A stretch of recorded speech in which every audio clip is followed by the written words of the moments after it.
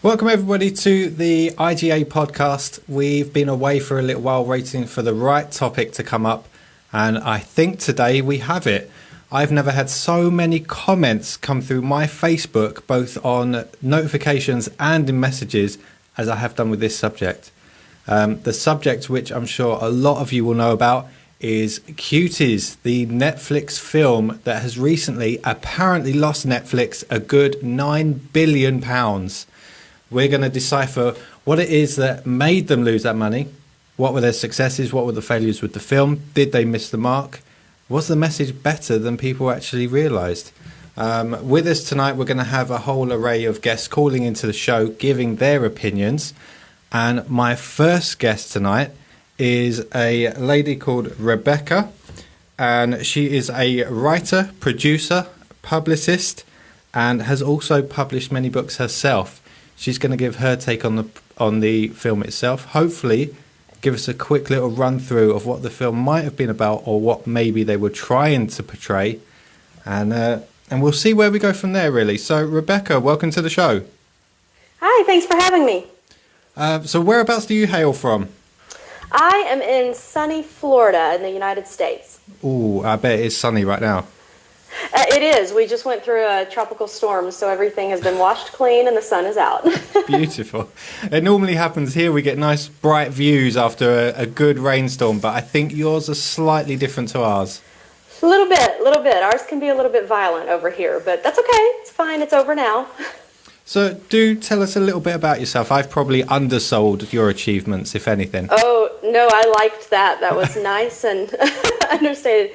Yeah, I've been in the entertainment business for about 16 years. I started out as a publicist in the book world, and then I came over into film and television, and then in the past year added scripted podcast dramas to the mix. So nice. Been in the storytelling business a long time. Nice. Did it feel like a natural progression, or were you forced into any of these moves? You know what? It was completely natural progression. I was very happy in books, and I think that will always be my first love, both as a writer and as an entertainment product. But there were some things going on in the film world here at the time that I was encouraged to go over into it. And so it was just a natural progression to take the stories over there. And then that naturally led into shooting some television. And then that naturally led into doing scripted dramatic podcasts. So it's been a nice experience to figure out all of the different ways that you can bring a story to an audience. So I'm guessing by that experience you are not new to this field. Not quite, no. I hope you'll have a good take on this film called Cuties. Well, it's interesting because with my background in the media, which I started in the very conservative arm of entertainment here in America, and that's a very different little bubble of media here than what we call the mainstream or secular. Lots of people just call it Hollywood. Yeah. So that group in the conservative that consumes conservative media here tends to also be the one that loudly calls for boycotts when anything like this happens, and that's what's happening here now. It seems a very common thing to happen right now. Yeah, it is. And honestly, I'm a little cantankerous, so anytime I see the group start rising up and calling for a boycott, usually, my first inclination is, well, let me go read or see or listen to whatever it is has caused them to be upset again. And so I did. I was like, I'm just going to go watch the film and make sure the kids weren't in the room, they were in bed. And so, because I have two of my own, I have an 11-year-old daughter and a 15-year-old son. And so I watched the movie with my husband, and I came away from it, and I was like, I had mixed thoughts about it. One of them was, it's very French, which was probably never going to fly in this country anyway, especially when it's about this topic, and it's a French take on this topic. It doesn't always translate well, does it? No, it definitely did not here. And then second, as someone, I happen to be a sexual abuse survivor myself, and so I take the raising of my children into an awareness of their sexuality very seriously. And so when I saw the film, I thought, it's very sad that that people are trying to cancel the movie, because what she's trying to do, what she has said she was trying to do, and what I think the film effectively does, is really point out that there are incredible dangers when you leave a kid, especially in this day and age with social media that we have today, to try to come into an awareness of their sexuality on their own. It's just going to cause destruction and hurt in their lives, and that's what happens in the movie. Yeah. So she set out to make a cautionary tale that's needed today, and she succeeded in that. It is a cautionary tale, but because her particular method of filmmaking is not one that is really accepted here overall, it's just become a giant controversy. But she is, am I right in saying she's fairly new to the mainstream of filmmaking? She is. This film actually won awards at one of our big film festivals here at Sundance. That's when it got picked up by Netflix, I think. And so I think it was one of those, this is a new person coming into the industry here in this country, and she's made this incredible film, and it's really caused a lot of... It actually did not cause a ton of buzz at Sundance. It won an award, but everybody wasn't just buzzed all about it. They usually aren't about movies like this. So she got picked up, but I don't think anybody really thought about how this was going to land in America. Yeah. And they certainly didn't when they were making that ridiculous poster, when Netflix made the ridiculous poster to represent the film. That was just... I have to say, yeah. I mean, the worst part of the film itself was probably the advertising for it, if anything. Yeah, it was. And I think, here, so in America, the majority of filmmaking here, we communicate the story, even though it is a visual medium, the majority of the time, the story is communicated auditorially, with your characters talking and telling the audience what you want them to know. It's kind of a pet peeve among a lot of filmmakers that it's done here. And the more conservative the media is, the more it's done. The more you just have the characters say out loud what you want the audience to learn or know in this moment. Versus in European filmmaking, the tendency is to tell the story visually. It's a visual medium. And so, here we might have, so in Cuties, she shows the girls twerking. They're fully clothed and, all that, but she closes in on the girls' body parts twerking. She hammers home what is happening. In American filmmaking, we would probably only show the girls dancing down in the yard, and we would see their faces maybe and their heads moving, and we would have an adult walk by the window, see what's happening, and then turn to another adult and talk about what the girls are doing and how somebody needs to go down there and tell them not to do that. So that, it would be communicated, in the dialogue. But if you know about European filmmaking, and so you're expecting to have to watch to get the story and the message, then her choices here not only make total sense, they're spot on. I can see why she won an award. It is perfect visual storytelling for the message she's trying to get across. It's just we don't communicate that way here in America in filmmaking, so it just landed like a lead balloon. It could actually be a very, very big shame that this has happened, because what you just said was pretty much perfect. For French filmmaking, they are very visual, and they draw you into the film with the visuals, where it's not something you can put on in the background and just listen to and switch your brain off, because you can hear everything that's going on without actually watching it. You have to watch it to see and understand what's happening. But the problem with this film is that when they did that to you, they drew you into something that was about to shock your eyes at times.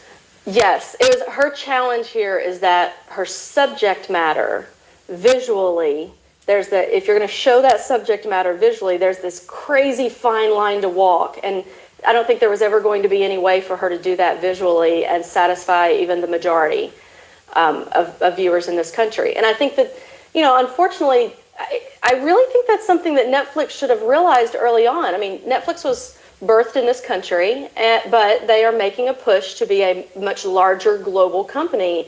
And in part of doing that and acquiring films from abroad, you've got to recognize that your core audience is still America. And so these things have to play well here.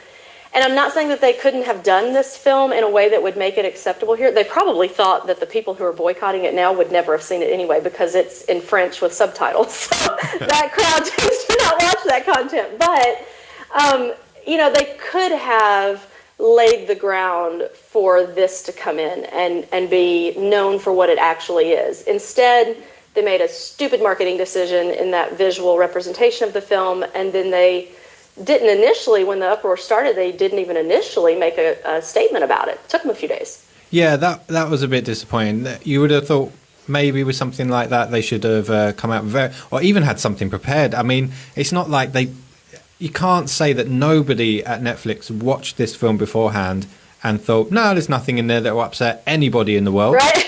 You know? It'll be fine. I mean, that would be ridiculous. So I don't understand why they wouldn't have at least had something prepared for if things went sideways, which they very clearly did.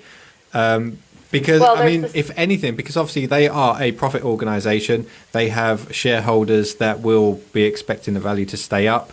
If anything, they would probably be more worried about the shareholders than the actual consumers. And therefore, you would have to have something prepared in case things went sideways to keep your shareholders happy, because that's where the money is. Well, okay, so here, oftentimes, when that small conservative subset gets very vocal in their opposition to an entertainment product, more often than not, it makes the entertainment product more money. So if I want to look at it with a cynical eye, they very well may have looked at it and gone, yes, we're going to tick those people off, but it actually will get free press for the movie, and there's no reason to actually say those things about the film. The film is in alignment with the values of the very people who are screaming against it. So they probably thought it could end up being a good thing to let it be controversial. It's just the climate here is so ramped up right now because we're coming up on a presidential election that is extremely contentious. Yeah. We're just not in an environment right now where it was going to be a small little controversy about a film and not people wouldn't react strongly and even violently about it. It's just where we are right now. It could be one or two things, really. They could have thought that with all the heightened tension and everything going on, they could have thought it might pass under the radar because of everything else that's happening right now instead.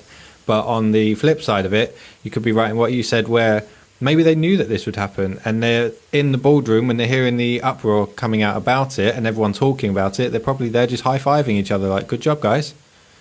Well, and there's also, again, because of the political situation happening over here right now, there's a lot of both sides just trying to pretend the other one doesn't exist. And so, they're going to scream, but, they scream about a lot of things, so just ignore that and let's just get this very good film out.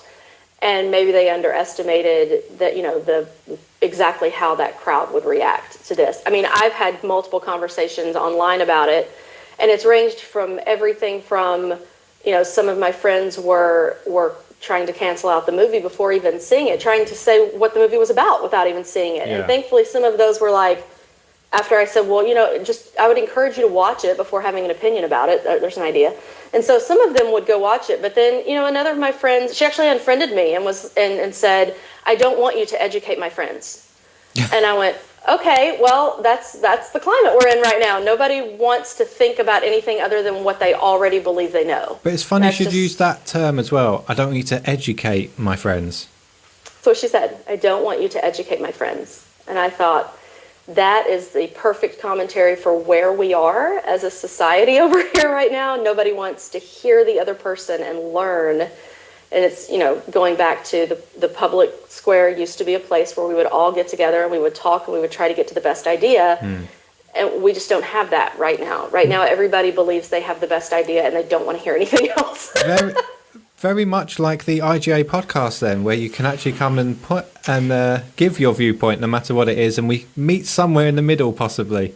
Yes, I love what you're doing here. Because, even with this film, I think there is a conversation to be had about, I didn't particularly like all of the visual choices this filmmaker made, and I feel like there should have been editorial discussions and decisions made at Netflix to suit this film more toward the audience that Netflix has versus a Sundance audience. That should have been done. It just flat out should have been done.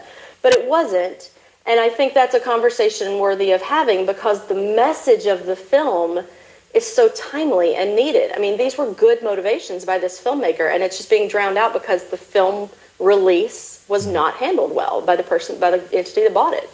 Yeah, there's two things that spring to mind from that film that they probably could have taken out that would have, decreased the controversy tenfold easily.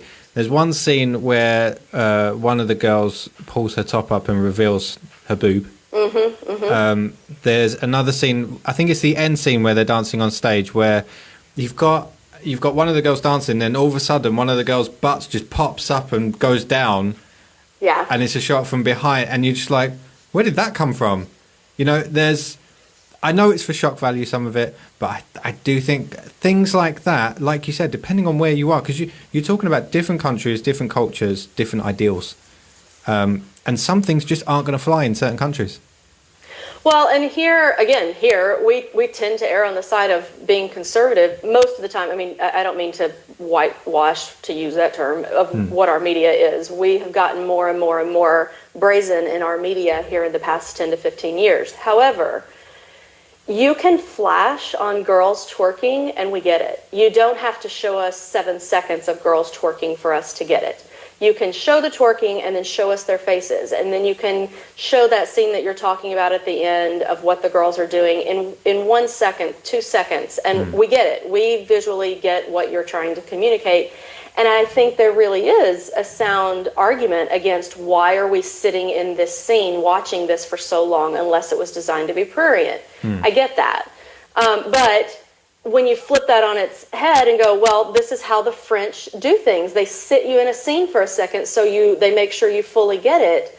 That's how they make films. It's just it needed to be adapted for a global audience instead of just a French audience. Yeah. I mean, there's other comparisons you can make as well, because some of the arguments I've seen, I mean, a lot of arguments I've seen, like really sort of volatile arguments, are from people that haven't seen the film. And they do openly admit they haven't seen it, but they're just outraged. And I get that you wouldn't want to see it, but it makes it very difficult to make you part of the discussion. Yeah, it's like, if you don't want to watch it, totally get that. Don't watch it. But you aren't a part of the conversation then. It's like people here who, you can't be mad at who's the president if you didn't vote. If you're not going to participate, then don't participate. Don't halfway participate and therefore everybody has to listen to you. You don't know what you're talking about. You haven't watched the film. So, and I get that some people think they know what's there and they think they'll be so damaged by watching it so they don't want to put those images in their head. I totally get it. But if you're making that choice, then you should also realize that you're making the choice to not really have anything of value to contribute to a conversation about it.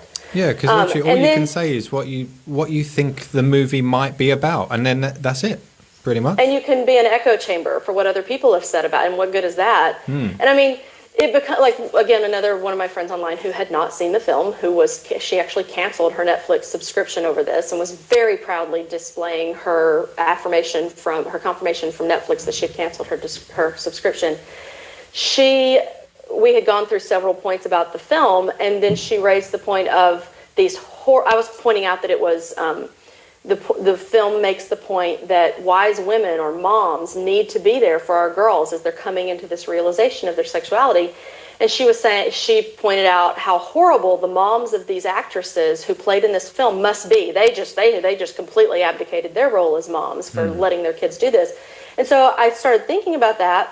And again, being the cantankerous person I am, went in search of some information. And I came back to her and I said, you know what?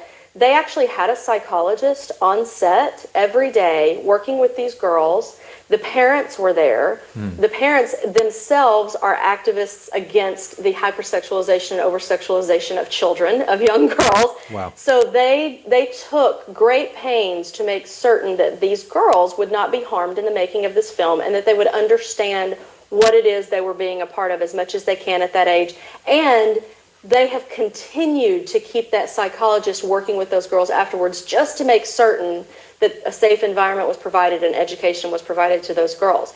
That is way more than the majority of girls in this day and age are getting in terms of holding their hand through coming into an awareness of their sexuality. So, even this idea, well, these poor actresses, these poor little girls who were subjected to this, these little girls were given, lots of hands to hold and lots of information and care during this. And I think that, too, speaks to the pure intent of the filmmaker to authentically explore a really difficult but timely topic. See, now the difference in that compared to, you have to remember that these girls, even though they are very young, they are trained in acting. This is acting to them. They're not brought there with the intent of, right, you're just going to be sexy girls. That's not what it's about. They are acting. They understand the role that they're taking. And as you said, if they've got the right people in place there to help them mentally and the parents are there, that is a lot more going towards these young girls than you see, for example,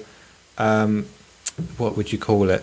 Things like Love Island. I don't know if you've got Love Island over in America. Oh, we do. Yeah, so if you think of programs like that, they're not, don't get it, they're older, they're age of consent and whatnot, but they're not particularly mature people.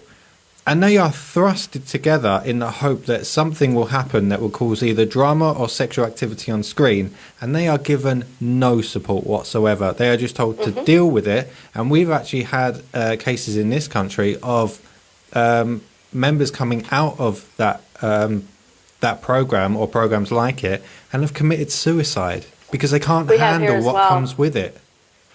Right, we have here as well.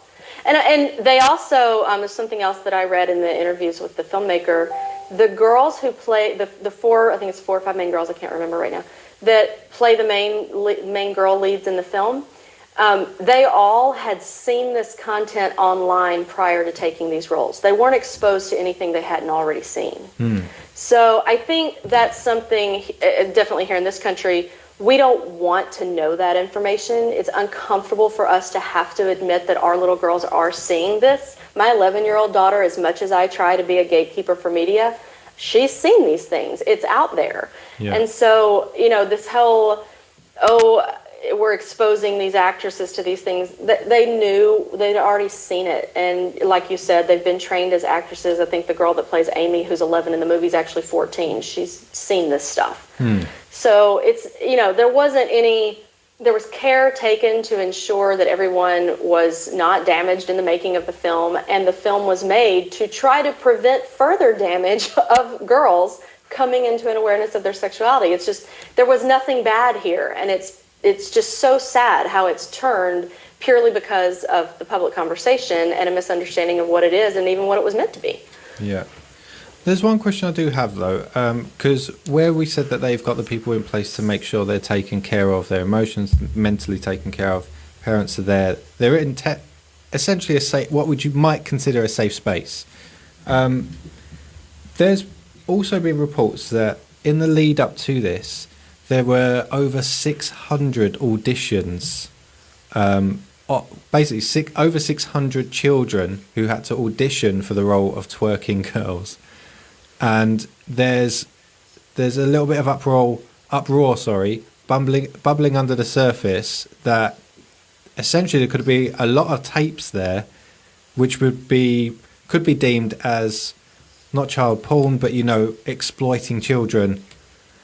And there's concerns about that as well now, especially as the founder of, is it the Sundance founder? He's pled guilty to child sex abuse recently as well.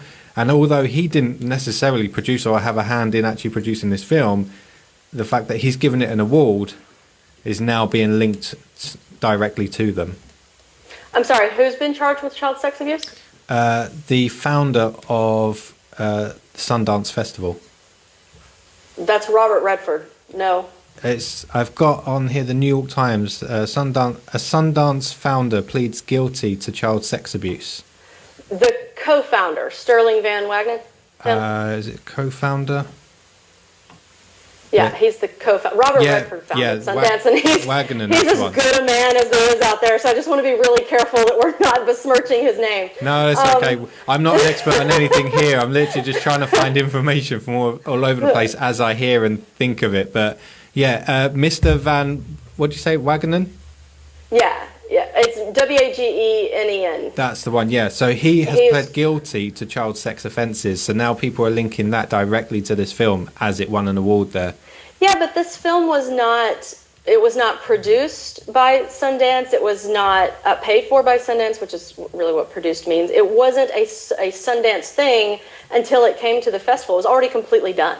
Yeah. So, I think that's where we are in this country we also have a real problem right now with conspiracy theories running rampant and controlling the public dialogue. I mean, people are literally shooting each other over conspiracy theories over here. Is this a case of 2 + 2 = 5 here?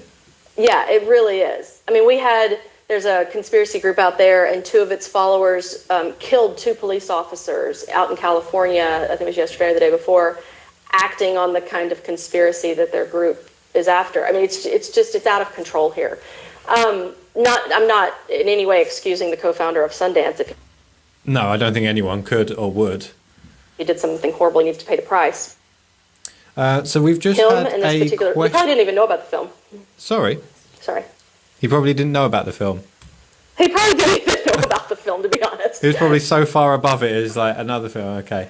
Well, I mean, there are hundreds of films happening at Sundance at any given moment. And like I said, this one was not a big buzzed about film. It won an award, but everybody wasn't talking about it. Right, it was low-key until somebody just went, hold on. Exactly. So we've had a couple of comments come in. I don't know if you'd like to give your opinion of these. Sure. So Erica has said, I felt I shouldn't be watching certain scenes like I was watching a form of child porn. Well, in this country, so I'm married to a cybersecurity expert, and I mentioned at the top that he and I watched it together. And we talked about that afterwards. I don't know about where you are, but here, to meet the threshold for child pornography, there has to be nudity, and there have to be sexual acts that the children are either performing or that are being performed on them, and none of that is in this film. So I completely understand where your commenter's coming from in terms of being uncomfortable in some of the scenes. I was as well. That's where I go back to, I'd have been fine with 1 to 2 seconds, not 7 seconds. You know, that started to feel like it didn't need to happen. But in terms of did it meet the level of child porn, not in this country, it doesn't. Well, this is the thing. It actually depends on what country you're in, because actually, in the US, is it done by state to state what the age of consent is? Oh, yes. Yeah. So what would be the age of consent in Florida? You know, I don't know because I'm not originally from here. I'm originally from Tennessee, and our age of consent is pretty low there and actually just got lowered again. So, so what's the uproar about then? It's like we've got 15-year-olds getting married, so I don't know. It's like, I think, though, that it's more about... You should see the face of Adrienne in here, my fiance now, everybody. Not girlfriend anymore, fiance. She's sat there with her mouth wide open at that comment then. They're 15 getting married. Yeah, it happens here. We've got, especially, in some of the more rural areas of the country, we have very young girls having babies and getting married, and some of them on purpose and some not. And yeah, it happens here. But it's not something that's talked about a lot, and it's not something that's acknowledged a lot. But all that aside, there's no sex in this movie. There's no nudity in this movie. So it's not porn. I looked up the term pornography and what the definition was. I can't remember it word for word, but it did say it is about, it has to directly be pointing towards sex, as in the whole point of what they're doing is pointing towards sex. And what technically, if you were to look at it by the legal definition, what they were doing was dancing, and it wasn't sex. Well, and here, again, just the presence of a nude child is child pornography. It's why we actually have had some people get in trouble here simply for having pictures on their phone of their kids completely naked in the bathtub and you can see everything. That's a fair point. That technically meets the definition of child porn. So it's not completely about intent, but nobody in this film is naked either. There's no nudity here. So while it's... Would that class as nudity, the girl that pulled her top up? No, complete nudity. Oh, it has to be complete nudity. Yeah, like a naked child. Because I didn't see it. Now, I'll admit, people have been outraged at anyone seeing it once. I've seen it twice, just to let everybody know. I've seen this film twice, and I missed that bit where she pulled her top up, and I thought people were lying. So when we watched it the second time, because I watched it with Adrienne to get her perspective on it, to see if she was along the same lines as me as what I saw. When we were watching it, we saw this top come up, and I went, oh. There it is. And it was another one of those that's like, did that need to happen? No, it did not. No, I didn't feel that needed to happen, that one. It's a bit much. You don't really... you'd have to really try and look quite hard for something like that if you were online. I'd never see that sort of stuff coming up. And it's so fast. Again, it's so fast you missed it the first time, so I'm not sure it's even like, yes, we put this in here to titillate. It really drives home the message of these girls have no idea how to handle their own sexuality at this point. Yeah. We've also had another comment, which is by Rosanna. just because they have psychiatrists does not make it right. I don't even know what that comment means. I mean, if your idea is what this filmmaker was trying to do is right, trying to draw attention to the fact that our girls are coming into an awareness of their sexuality without guidance and with way too much input from Instagram and the like, and that input is harmful. It leads to wrong messages and wrong understandings about sexuality. Yeah. That's a right thing. If you want to use value judgments like that, that's a right thing. Now, then the conversation is, so did she fulfill that right intention correctly? Yeah. And I think that's where people are like, well, in some ways yes, in some ways no, and I get all that. But making the film, making this film was a right thing to do. Again, I have an 11-year-old daughter, and I think it's an extremely needed message right now. Well, this is important because you have to really know the background of the person talking about it as well. So for myself, I have no children. My family is basically full of adults, pretty much. I've only got my niece who lives quite far away from us. So I can't really speak on it, say, from a father's perspective or a parent's perspective. But I mainly what I saw was the messaging. I managed to look past the shock value of it. I managed to look past the things that people found so offensive and really watch the story develop. And I was engrossed. I was engrossed in that story. And I think the story was so well done itself. Well, from things like, again, we do occasionally visually storytell here. They tend to win Oscars, but we don't do it a lot here. But with this filmmaker, like when you're watching this film, if you pay attention to the fact that this main character, Amy, all throughout the film, she's closed in. There are walls around her all the time. When she's at home, even when she's meeting with the other girls, they're underneath the train tracks. They're always in these enclosed spaces, and they're trying to figure things out. There's really only one time in this film when this character is surrounded by nothing but air, and it's at the very end, and obviously we know what's happening then. It's it's a very powerful statement, because that's also the first time that she full-on grins. The entire film, she was actually happy once she realised maybe her place and what was right for her. She was actually happy, and what was right was not necessary. Oh, by the way, for anyone that's watching, spoiler alert, we are going to tell you exactly what's happened in the film, just in case you don't know. She was ascending at the end with a smile on her face. She was playing like a child would, but she didn't look necessarily like a child. She looked more mature, and she looked like she was growing. And do you remember what happened to her right before that scene? Right before she walks out of the building at the end into the jump rope, very childlike scene, she's jumping rope. What happened right before that had not happened at any other time in the film? Was it where she completely broke down, or was it where her mother essentially gave her the freedom to choose what she wants to do? Her mother, first of all, paid attention to her in anything other than you're a horrible human aspect. And her mother hugged her. And yes, her mother acknowledged, we've got to make some decisions here. You've got to make some decisions here. Her mother was finally acknowledging that something's going on and we need to figure this out. And it was that to me was where I went, oh, that's the whole message right there. We've got to have our wise women. We've got to have them in these girls' lives. And so when Amy walked out of the building, then she's still the same Amy that's been through the whole movie of having so much angst and sadness and crying and fighting and struggling. She still has all that. She's still just got her period in this movie. She's still coming into an awareness, but look how at peace she is, because she just got the attention and the hug and the help of an older woman, her mom. Yeah. So, I mean, to me, it was just incredibly powerful of this is what needs to be happening, rather than either ignoring them altogether, and her mom is so caught up in her own marital problems that she's not seeing her daughter and being present, and that happens, and none of us want to acknowledge that either. But I felt like it was so powerful to say, we're going to lose them. They're going to go toward this destructive behavior if we don't stay engaged, if we don't try to help them get an accurate understanding of what it is to go from being a girl into a woman. Yeah. You know, they'll do things that hurt them and hurt the people around them. That's what Amy does. So yeah, it was just, to me, again, it was one of those things where if you're willing to sit down and actually watch it and look for for the story that's being shared, you'll get a powerful and timely and needed message. But if you're like, this woman's horrible and this is all horrible and I'm going to cancel Netflix, well, you're probably going to miss the message.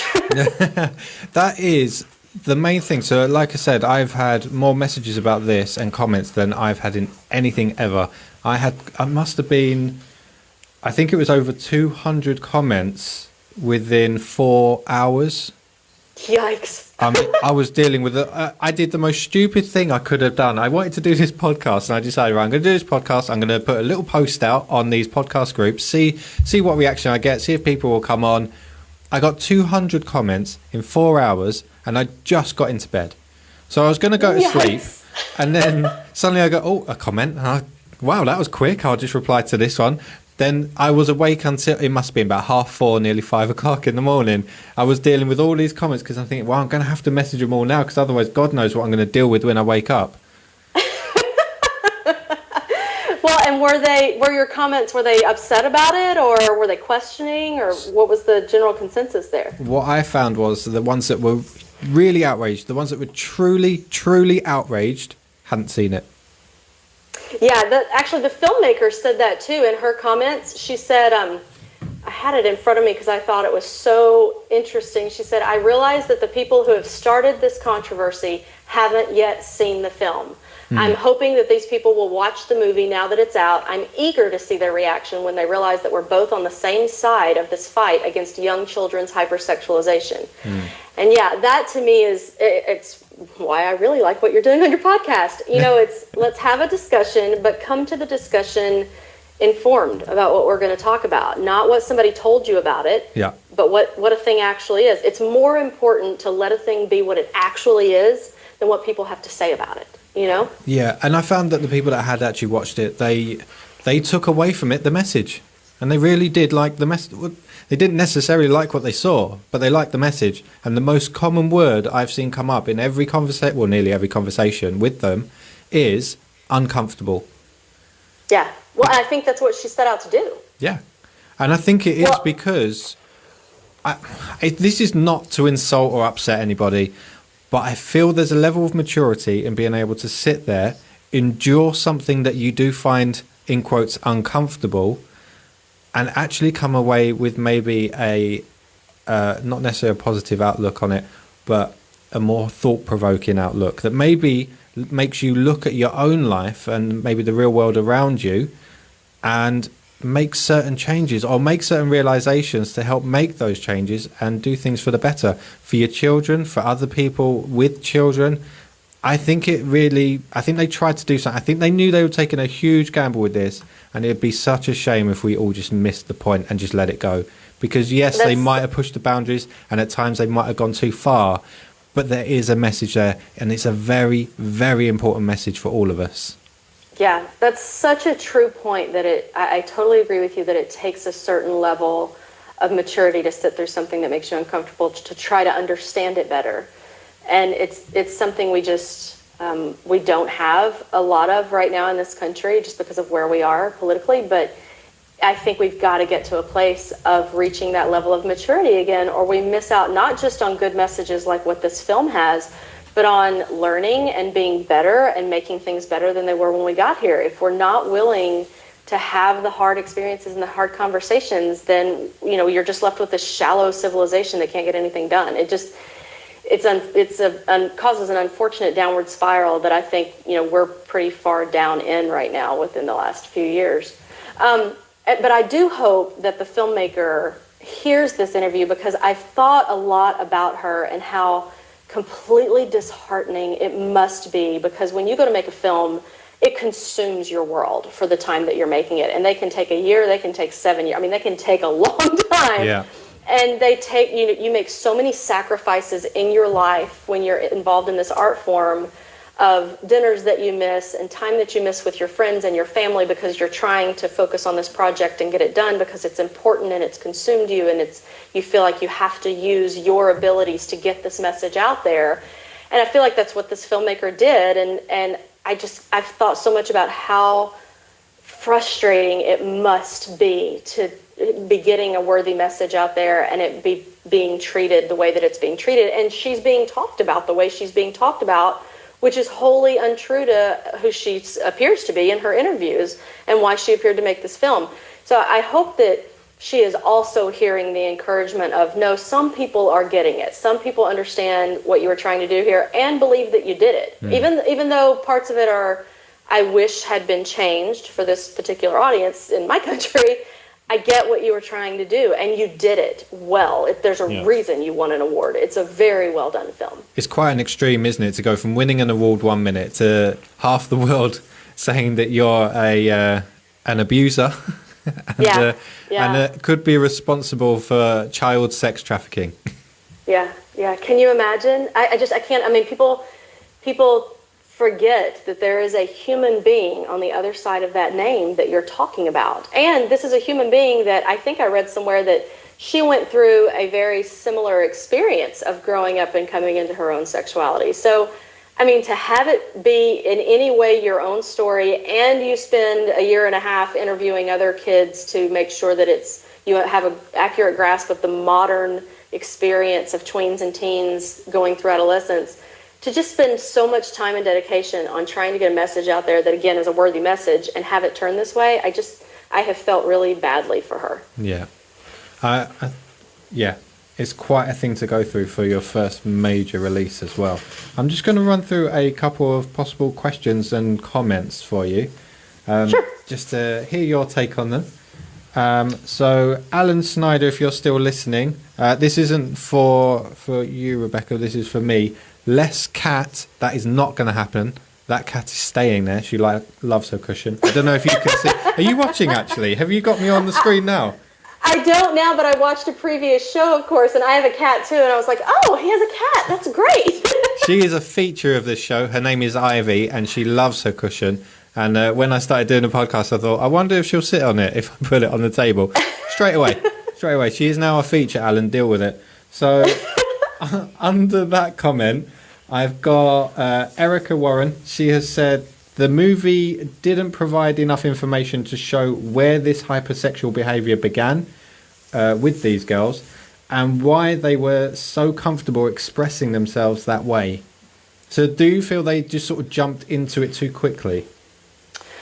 If she's talking about the group of three girls that Amy first witnesses at the beginning of the film, and so the three girls are in the courtyard of the school and they're doing what they do. I think the first thing they did was a freeze frame flash mob. And then she saw, and in the next scene, she saw the three girls dancing.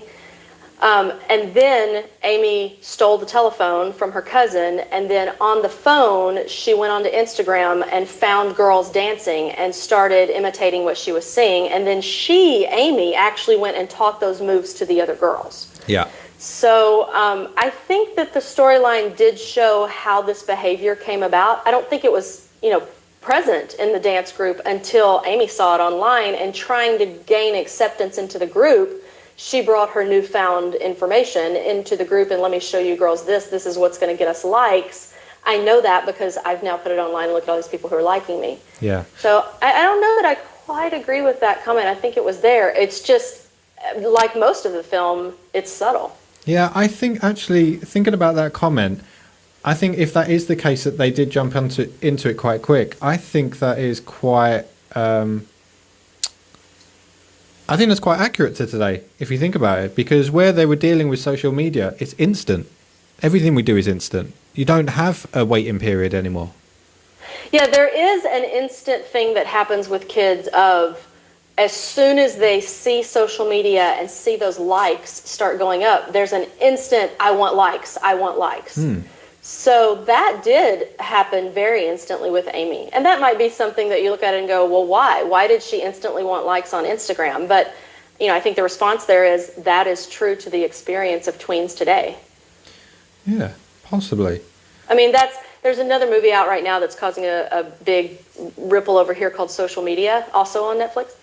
And I think I started watching this the other day. Is it where some of the people that work within that industry started coming out and saying what's wrong with it? Yes, it was designed to keep you angry and clicking and scrolling and all of that. Yeah.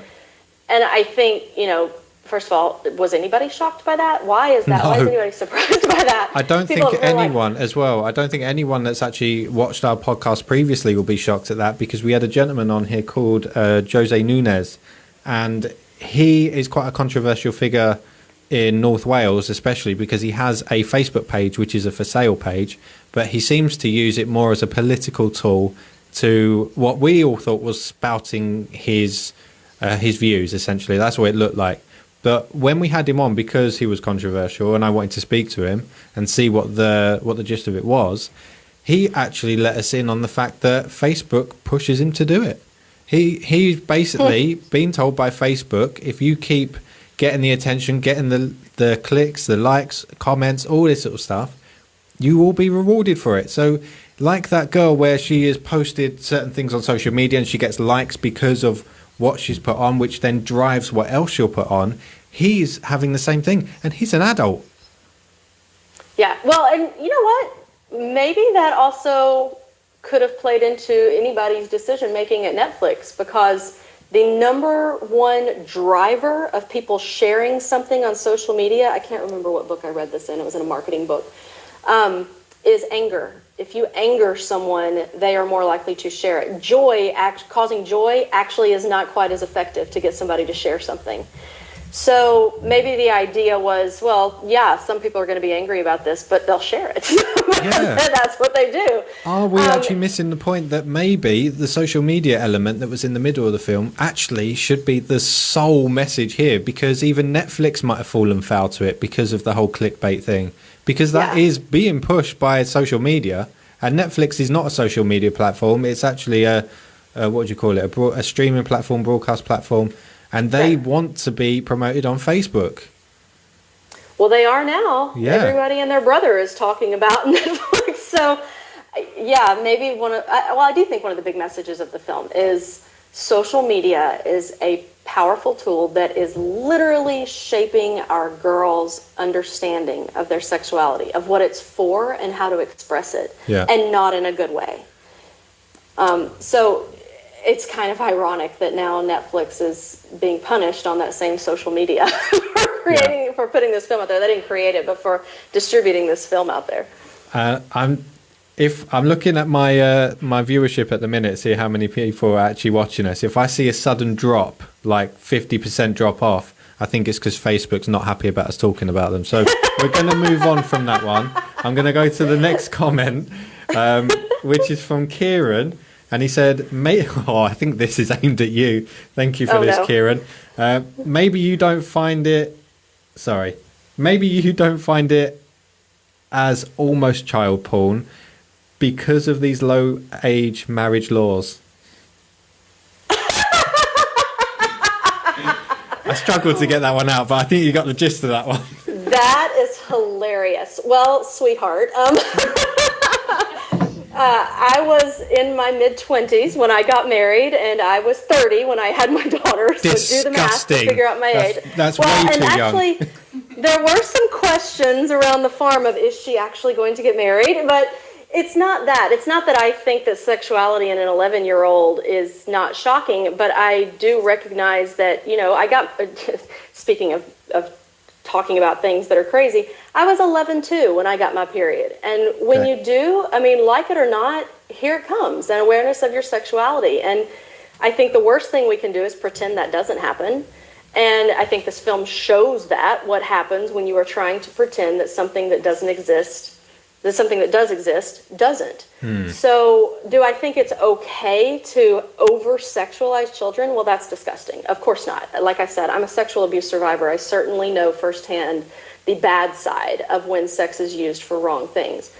But at the same time, I think it can be just as destructive to not acknowledge when a girl is coming into an awareness of her sexuality and not shepherd her through that. I think it can be just as destructive, and in some ways more destructive, to that girl long term, because she doesn't know how to handle something that is incredibly powerful. Entire wars have been fought and civilizations have fallen over this kind of thing. Yep. We have to be taught that this is another part of us. It's not to be feared. it's not to be shut down. It's just something to be acknowledged and understood, and you learn what it is, how it is a part of you. We seem to be so scared. We seem to be so scared of human nature and really don't want to understand what and who we are at times. It's a very strange thing. We're so curious, and we'll explore all sorts of different lands and worlds and all these animals around us and everything that makes them that animal. But as soon as it comes to us, we get scared and we run away from it.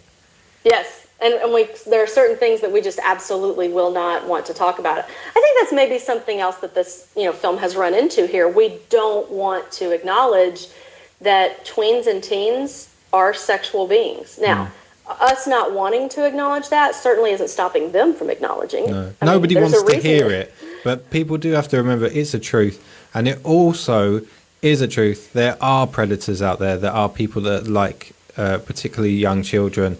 And if you can't just ignore it or say that is so wrong that we're not going to acknowledge it and it will go away, you have to deal with the issue. There's the idea as well that, choosing silence is a choice. Choosing to not have the conversation is not ignoring it. That's a choice you are making. And so you're choosing to not equip a girl with a healthy understanding of who and what she is. Yeah. You're not equipping her to go out into the world and live a healthy life. I mean, it's just you're making that choice to fail her. So, do I think it's part of my upbringing to not see it as child porn? No, sorry. Have to disagree with you there.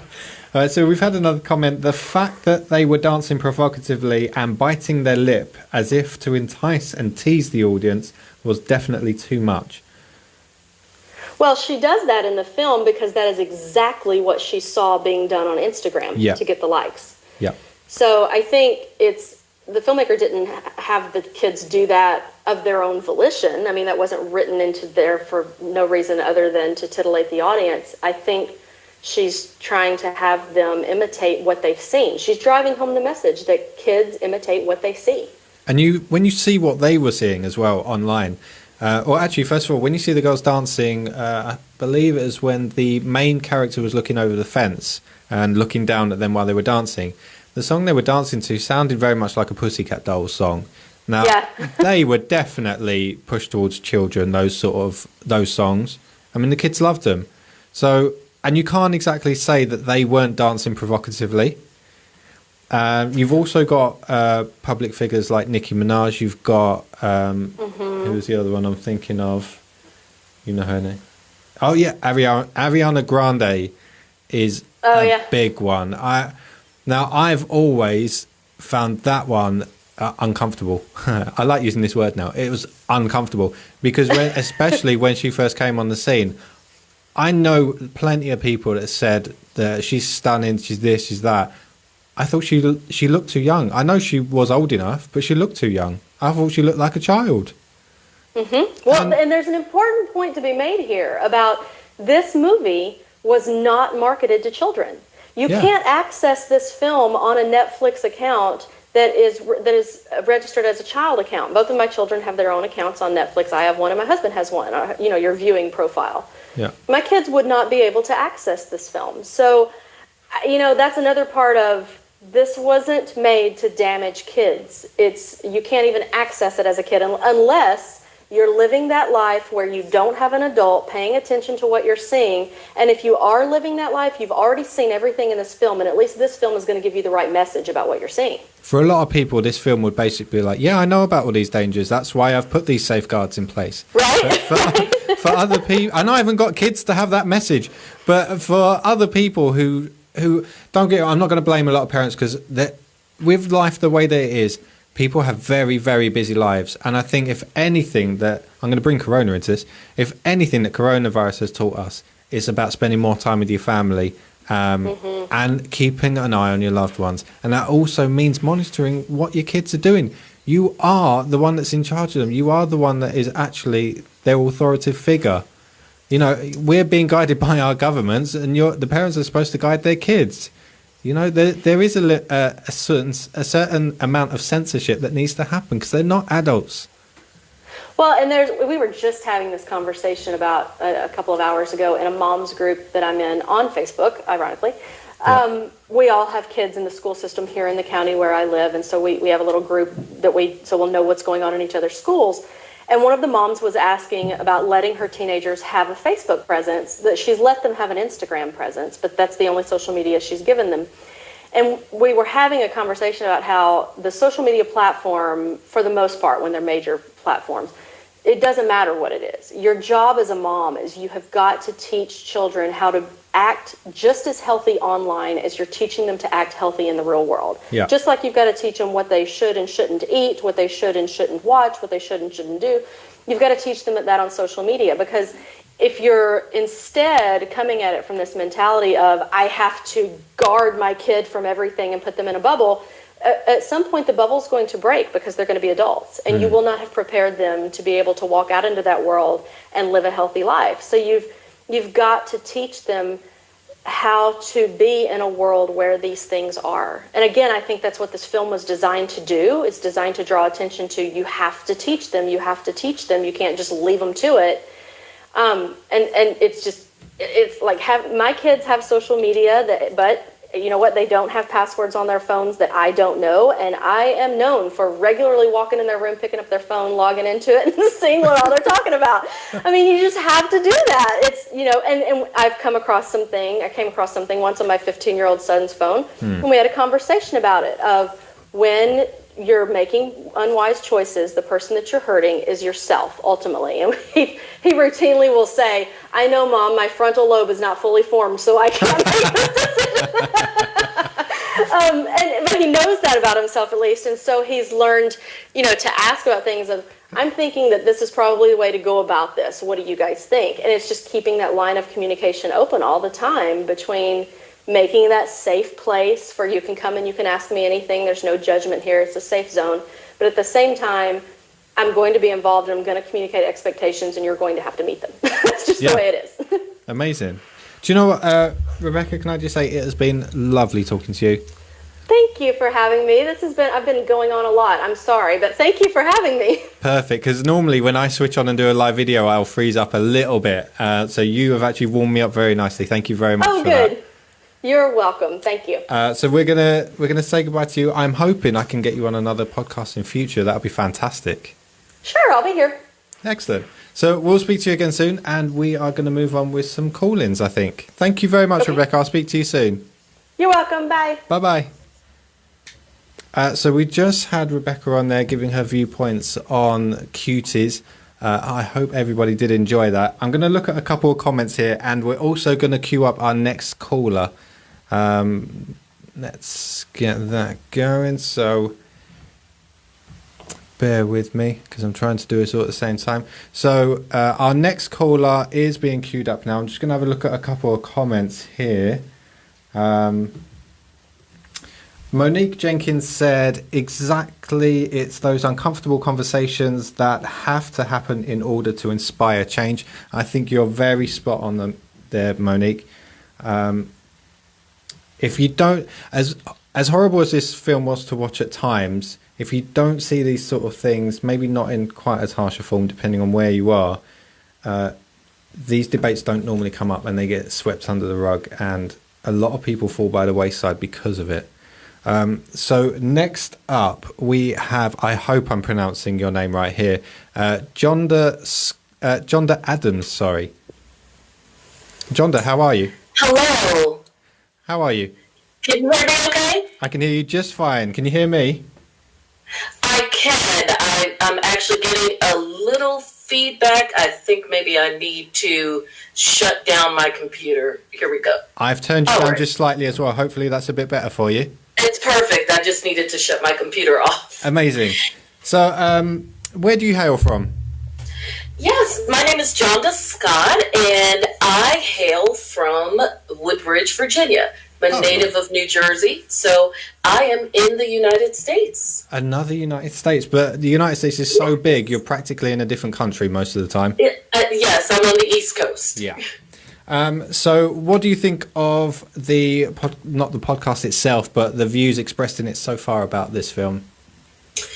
Well, I must say I agreed wholeheartedly with your last guest as it relates to the messaging in the film.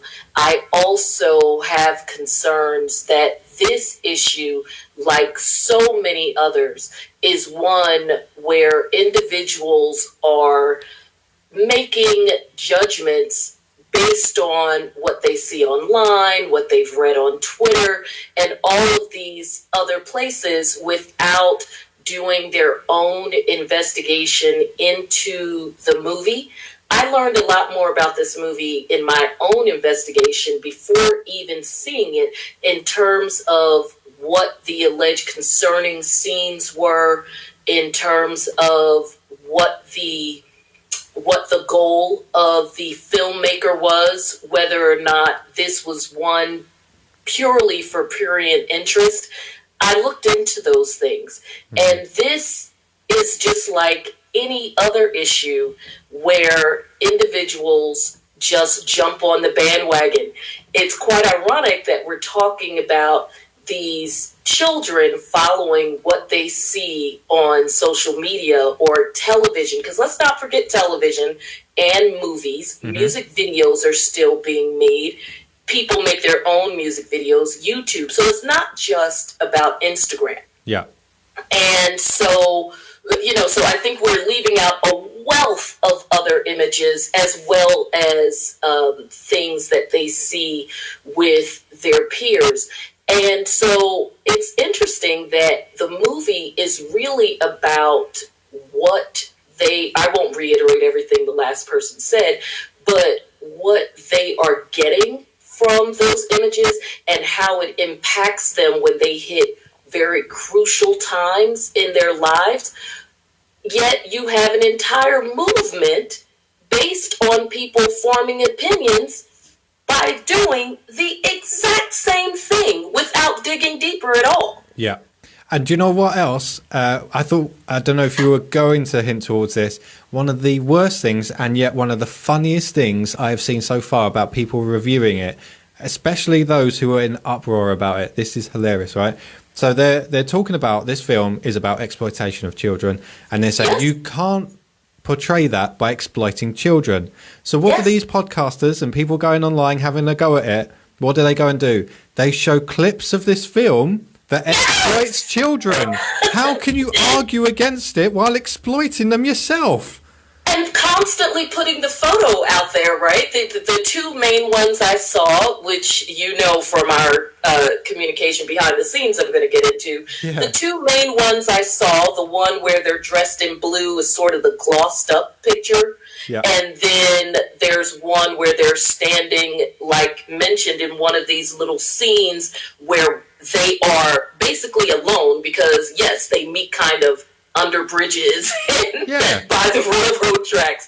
And it's one of those scenes where the girls are together and a couple of them are in belly-bearing shirts. Mind you, more material than they would be wearing in a bikini, but I guess we're not supposed to talk about that either. Yeah, but you notice when they're doing all these dances and when they're wearing the things they are and acting the way they are at times, there's no parent supervision. They've deliberately gone out of the way to go and do these things because this is what happens when kids are unattended and left to their own devices. They won't necessarily all go and do exactly what you saw in this film, but it illustrates the point. And the one time that they go and do this in front of judges and in front of an audience, it's rejected because it's not seen as the right thing.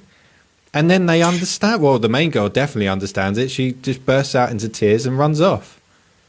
And the hypocrisy among several layers of it, particularly in the United States, because I'm not going to dare to speak of what goes on in other countries, but I can certainly speak on it here. And just a bit about me. My daughter and I are very involved in the dance world because my daughter is a dancer. Okay, and how old is she? She is 13. So needless to say, among other reasons for me being a big mouth on this issue, me being an attorney and just someone who comments on pop culture in general, I'm also living this. Yeah. I have a 13-year-old daughter who is attractive, and all the things are coming in on the body in all the right places, and trying to allow her to express herself and be on trend, but still remembering that you're still a child, and the lessons I got from my mother, and the lessons that we teach her in church, and all of those things. All of those, it is a balancing act for even the most active parents. And then you also add to it, everybody wants to live in this ivory tower thought that this is just other. Well, let me tell you, it's not just other. Since I'm an adult, I can say these things and hope that my mom still won't come after me. She probably will, though. It doesn't matter how old you are, your mum's still going to have something to say yes, about it. Yes, she probably will. But I was a child of strict parents. Not that I couldn't go anywhere or do anything, but certainly strict in the sense that I couldn't do everything. I couldn't have a boyfriend until certain times. No guy could come and just blow the horn at the house. He's got to come up and knock on the door. I had a father in the home. My family is from the American South. So I definitely came along with that. I got the good grades in school and all of those things. So that, of course, makes the parents probably a little more strict. And we were in the city. Guess what? I still did things. I'm not going to say what, Mom, but I still did things because I was feeling myself. And I had the hormones raging, and the boy I liked, and me and my friends were having conversations we shouldn't have had with those hormones raging. And so, of course, now that I'm raising my daughter, it's a do as I say, not as I did type thing. I mean, we all do that. But let's not pretend that these things don't happen, and they happen younger and younger because our kids are exposed younger, and part of that exposure comes from even those of us who are attempting to be the best of parents, because we're trying to do it within this context of, again, a world that is a lot, on one hand, moving a lot faster than it used to, but on the other hand, wants to kind of be conservative as well, which is a huge hypocrisy going on in the United States. And for me, as an African American woman, I find all of this particularly offensive and hypocritical, because the only people who talk about the adultification of young black girls or young girls of color are people that look like me, or studies that are done, like there was a study about it, it's a great study, you might want to look at it, Georgetown University did several years ago about it, because young black girls are assumed to be older, or there is this deliberateness of looking at them like they are older. There are shows, and I talked to you about this, one in particular on Lifetime. Now, I've watched it because, again, we're dancers in this house, so I'm not suggesting anybody goes and boycotts Lifetime, but if we're going to be honest, we got to be honest. There is a show on Lifetime called Bring It. It's been on for probably only a couple of years shy of Dance Mom, so we're talking about 6 or 7 years. Fully African American, and the girls dance in a style that is called like bucking, a lot of twerking. It's basically a majorette dance style that was popularized largely on historically black college campuses, which, by the way, when those young women are doing that style, they're grown women. Right? Because they're college students. Well, it's been popularized beyond that. So people certainly could look at that, which is actually the kind of dancing the young girls were attempting to do in Cuties, and certainly say, oh my God, that is a bit much. Yeah. But nobody has been boycotting Lifetime. And by the way, this movement is largely, as usual, white women and people like the Council on Families and that kind of thing, which is largely white people. No one came out and said, holy crap, we have got to get rid of this. Look at the exploitation of those girls. The poster from Cuties is identical for the poster from Bring It, and still nobody said a word.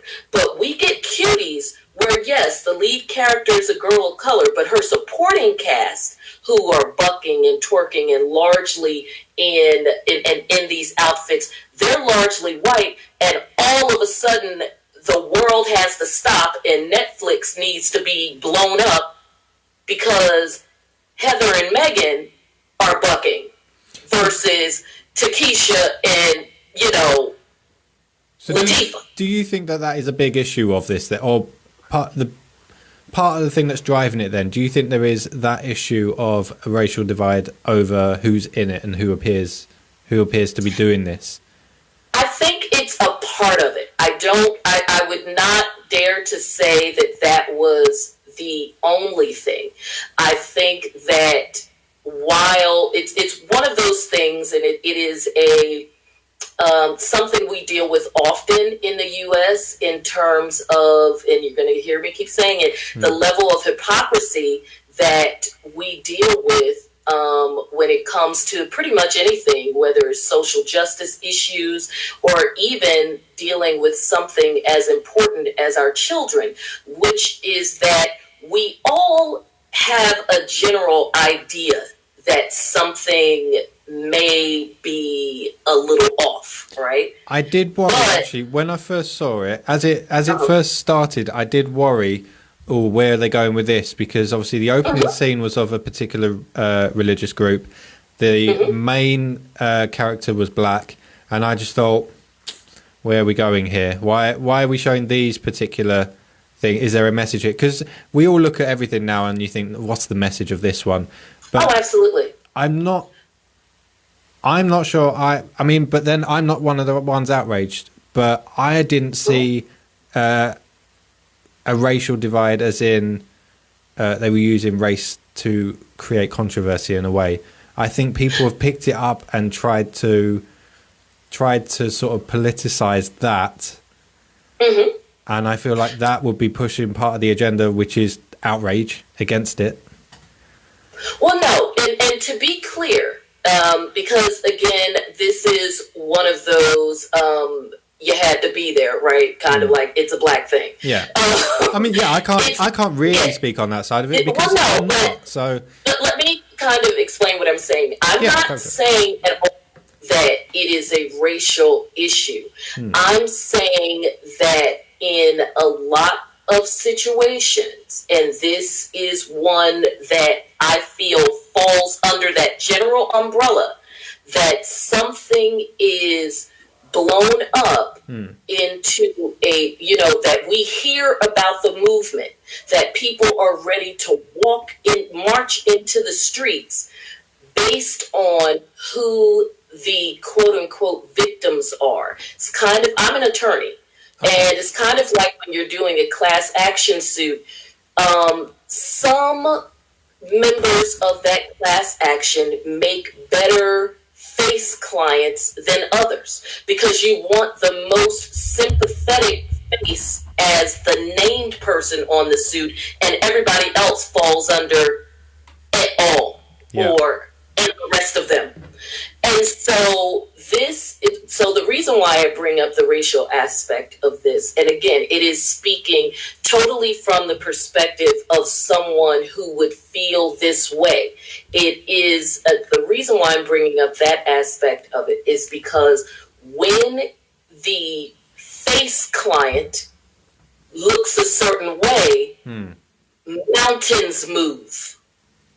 But when the face clients are those who are not face who are not, yes, someone mentioned the Me Too movement, but when the face client does not fall under what we feel is important, then mountains aren't moved. When little girls are missing or killed who look like my daughter, everybody in my community may be upset because she's a member of our community here in Virginia.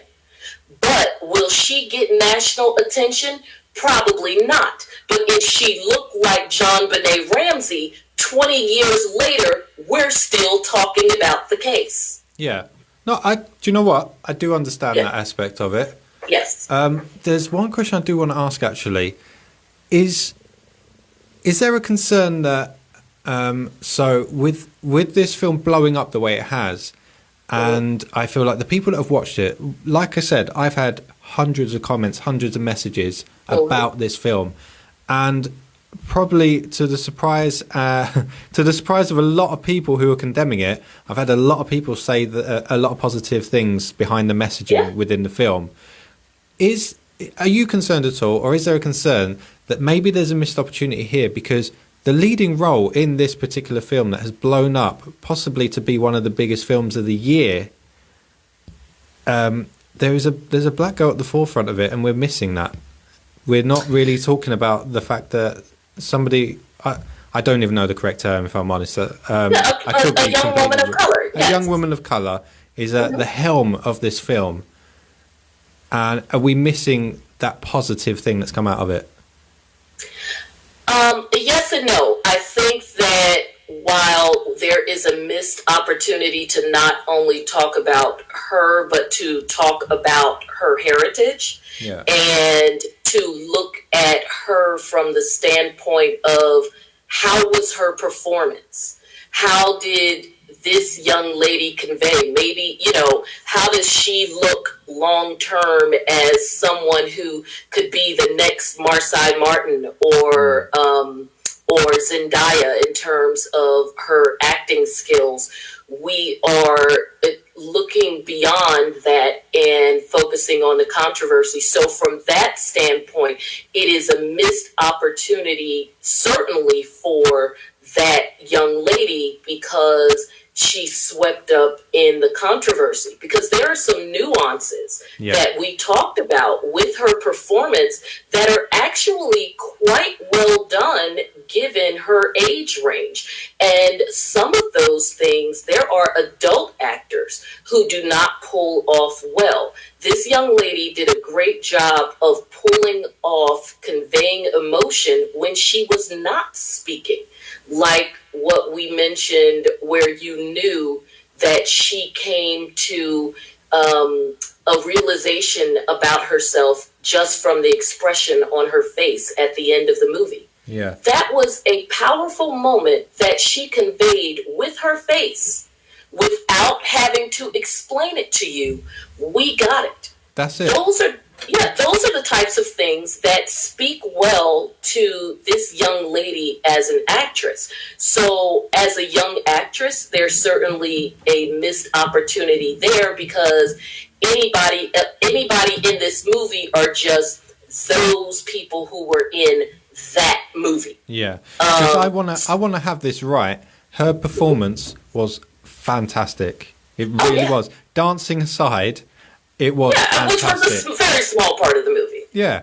Because considering the uproar as well is all about the dancing, there's not a lot of it, if I'm honest. The majority of this film is about the story that she is developing and going through a world that she doesn't understand and is just going at 1,000,000 miles an hour. But once she calms down and gets the comforting warmth of her mother and realizes everything is okay and she can actually make her own decisions and not have to follow what everyone else is doing, she's actually a lot happier.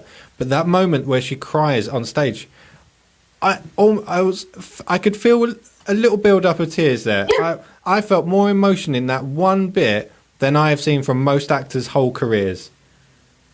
Exactly. And that is a skill. Like, bravo on her. And and if I'm honest, that is a shame that might go under the radar. I agree with you. And I also yesterday had a conversation with a friend of mine who did see the movie, because that's pretty much where I am. If you didn't see it, then you can listen to us talk about it, but don't talk to me about it. Okay? But so tune into the podcast, but shut your mouth. But anyway, I don't have that same opinion, people. You are welcome to have your opinion still. I'm messing with you. The reason I would still hear their opinion, being that this is the podcast, is because it's actually helpful to hear their outsider perspective. It's almost like they're looking through the window of a house through frosted glass, and they're trying to understand what's going on, and all they're hearing is the chatter and everything around it. So it's actually quite helpful to hear what they're hearing from other people. You know, what's the consensus that you're hearing, and where are you hearing it from? And it helps you gauge what is driving the controversy. Well, the interesting thing is I'm not hearing this from African American women, and I can't say that I know everybody, but I, as you know, run a podcast myself. I'm also a blogger, so I do have a wide swath of people, and I'm a part of several large family organizations. This is not something that we are worried about on our web pages and what have you. We are busy talking about voting and all of that other stuff. So this comes up largely when I bring it up because of what you and I do. And as I was mentioning, I have a friend of mine who I had a conversation with about this weekend, and she talked about it, and she said this was her life. She grew up Muslim. She isn't now, but she grew up Muslim, but here in America. And she said everything, the strict religious situation, the fact that she felt torn between two worlds because she wanted to do what the other girls did and dress like the other girls dress. This was her life. And so she said it touched her so deeply, she even called her sister and was like, yo, you have to see this. I feel like somebody snuck in our house. She said this was very real for her. And then I also have some other friends who have talked about the fact that when they saw it, it gave them a different perspective. Yes, there were things that made them uncomfortable. And I think we all acknowledge that, right? Yeah. You know, like you mentioned the booty pop and all of that. So we know that there are some moments that are uncomfortable, and we can debate all day about whether or not they're gratuitous. But as far as that notion of when you see it, looking at it from an adult perspective, recognizing that it is not about children. We'll put it this way: it's not about children watching it, but more so, kind of like you mentioned, people looking in a house through frosted glass. It's kind of like us looking through their little playhouse. But with the glass less frosty, because we're hearing and we're seeing what they're wearing and hearing the conversations. People need to understand what their kids are doing more as well, because I mean, I used to drive. I've driven past schools before when you see them all playing outside, or when you see them walking off from school, going to the shops and then going back or something. And the things you see some of them doing, and some of them, as soon as they walk out, and I remember when I was in school, the girls used to hike their skirts right up, and the teachers used to always take them off. These are kids, and they all do it. Well, not all of them do it, but a lot of them do it. It happens. People need to understand. And if you're a parent that sat there going, no, not my child, yes, probably your child is doing that. You cannot have doubts over kids doing this sort of thing. Do you recall one of, I'm trying to think of what year it was. I guess it was around, about 99, because I was pregnant with my son. So the dawn of Britney Spears, not Britney Spears, Mickey Mouse Club, but Britney Spears, the megastar. Yeah. Oops, I did it again. Miss coming out to everybody in a schoolgirl outfit. Not just in a schoolgirl outfit, but this is the kicker, and this is the part that people will ignore. She could have been in a schoolgirl outfit outside, in a field, at home with her friends, whatever. But she was in a schoolgirl outfit in school, which 1000% conveys the message that she was of school age, a school girl, because it was actually in what looked like, high school USA. Yeah. And yet, that combined with Genie in a Bottle, but I think Oops, I Did It Again was her first hit, if I'm not mistaken. That is what literally launched her to megastardom. And her concerts weren't filled with grown women. Yeah. Her concerts were filled probably with some of the same women who are complaining now. And by the way, it wasn't a woman who wrote that song. Britney Spears didn't write that song. It was a man who lived out his fantasy of a schoolgirl who not only wrote the song, but had the concept and directed the video. Where was the outrage? Or is that video being banned today? Well, let me ask this then. No, it isn't. Because you brought up the issue before over it could possibly have an underlying race issue then. Obviously, Britney Spears was white, so would there not have been outrage then in the same way? Well, again, that's another thing that you talk about, where we talk about the hypocrisy. This is a French film, not a major release. It's not in theaters. It is something that is on Netflix, which, although it seems like based on their profits, everybody has Netflix, they don't.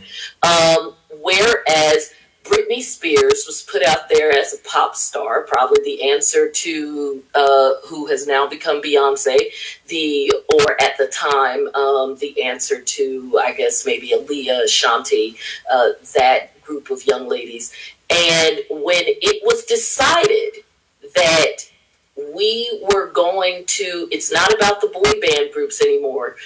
This is what America is going to have now. The big, or the world is going to have now, the rise of the new young pop white megastar, that's what we were going to have. Because think about what spawned from Britney.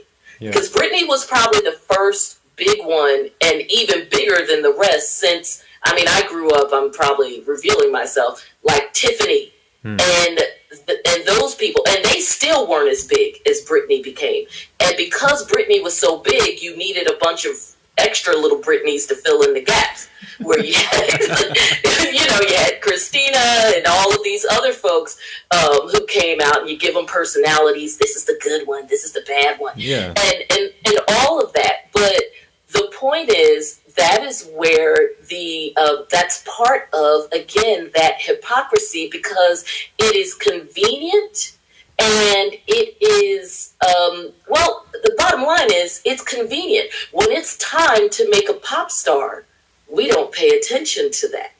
But now it's big. Someone said at the time there was a bit of an uproar, not like this. Yeah. Not like this. And I was an adult at the time.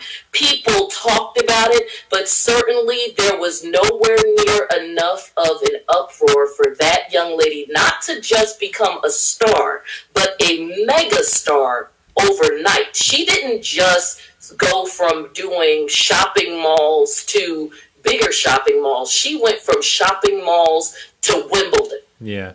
Well, tell you what, you're not the only one that believes the points you're making. There are some people that do agree with you here. I've got a couple of comments on here. Michelle Bond says, to Jonda's point, i.e. the Me Too movement would be an example, and she put in capitals, yes. Absolutely, because that is, again, it's about who the victims are.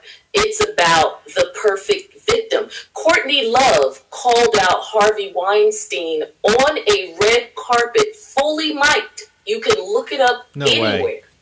Yes, she did. You can look it up. Courtney Love, I forget the event, but they're walking in, and this is like during her acting years, and they were talking, Harvey walks by and everybody's waving and all of this stuff. And Harvey walks by and Courtney Love says in her funny Courtney Love way, but it was real. She goes, "Oh yeah, Harvey's all right, but don't ever end up in a hotel room with him." And people just went, that Courtney Love, she's so funny. Courtney Love wouldn't have been, but people knew what she was talking about because remember, everybody knew that this was going on. Yeah. Courtney Love was not a good face victim, right? She looked grungy. Going, she's funny, and then going, stop it. Yeah, she's a little grungy. She was like, they were acknowledging that she was a damn good actress, but she still was, she was like 2 steps up from a black girl as far as Hollywood was concerned in terms of, listening to her and paying attention and I'm saying in terms of listening to her and paying attention to her. But later on, when you had a more respectable, cleaned up, I'm not with Marilyn Manson anymore, Rose McGowan say something, then because remember at the point where Rose McGowan said something, she's not really acting anymore, but she was a more respectable Rose McGowan that people felt something for, right? She was no longer with Marilyn Manson. She was no longer on Charm. She had the car accident. Yeah. She was more palatable. Yeah. When she said what she said. And no shade to Rose McGowan, because I didn't make these rules. Yeah. Okay? Fair enough. It just is what it is. And so, to Michelle's point, and I hope that I am conveying the reason that she was agreeing with me, is that there are points where for certain audiences, even in some of the most important movements, it's about who the face is on it, unless you can't deny it. I mean, obviously, in the current social justice movement we have going on, you just can't deny someone's knee on someone's neck. But I mean, this is a completely different subject, but it kind of goes along the same lines as what you're saying. So the face has to fit for things to either work or it's not going to work. There's an argument going on at the minute where, again, I'll only make this brief because it is a completely different subject, but that's fine. Over here we've got I think it's a football TV program where the presenters have all been axed from it and they're talking about ageism and sexism and whatnot, but they're going to bring in, as they like to say, a fresh young presenter for a fresh young audience, as if an older audience just suddenly drops off the face of the earth. But we got to age it down. But then they also talk about, for example, you've got footballs where they say that the best players from over the generations of a certain club, certain players don't make it onto that list because their face doesn't fit. They might have been better footballers than others, but because they weren't the whole package and they didn't look right, they don't necessarily get the same fame as another one that does. But it does go along the lines of what you're saying, because even with the issues you're bringing up, the face does have to fit. It doesn't matter what forum it is, because I don't know how to put it. Well, no, the face has to fit, of course, within the framework of whatever that movement is. Or in this particular case with Cuties, the face has to fit because sometimes it's not even about when I'm talking about a lawsuit, the lawsuit's going to be filed. You just want it to have the best face. But in this particular case, there wasn't necessarily a movement waiting to do this.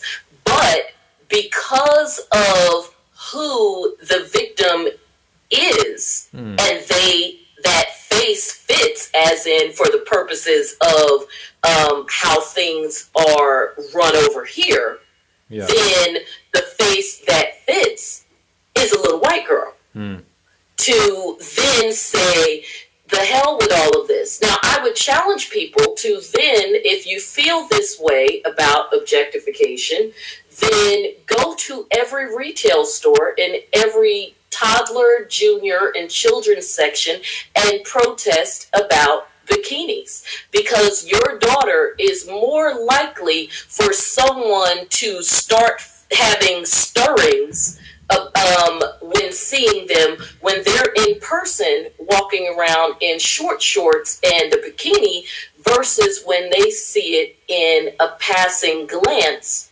on television. And you also have people who are uninformed leading these movements, people tossing around words like pedophilia, and which I'm sure you've heard. Yeah. And saying hugely. things, Everyone's saying it's yeah. or child porn and it's for pedos and Exactly. getting off on it. And I've always said, if somebody wants to watch porn, they will watch porn. They're not going to go and switch on softcore porn. They're going to watch porn.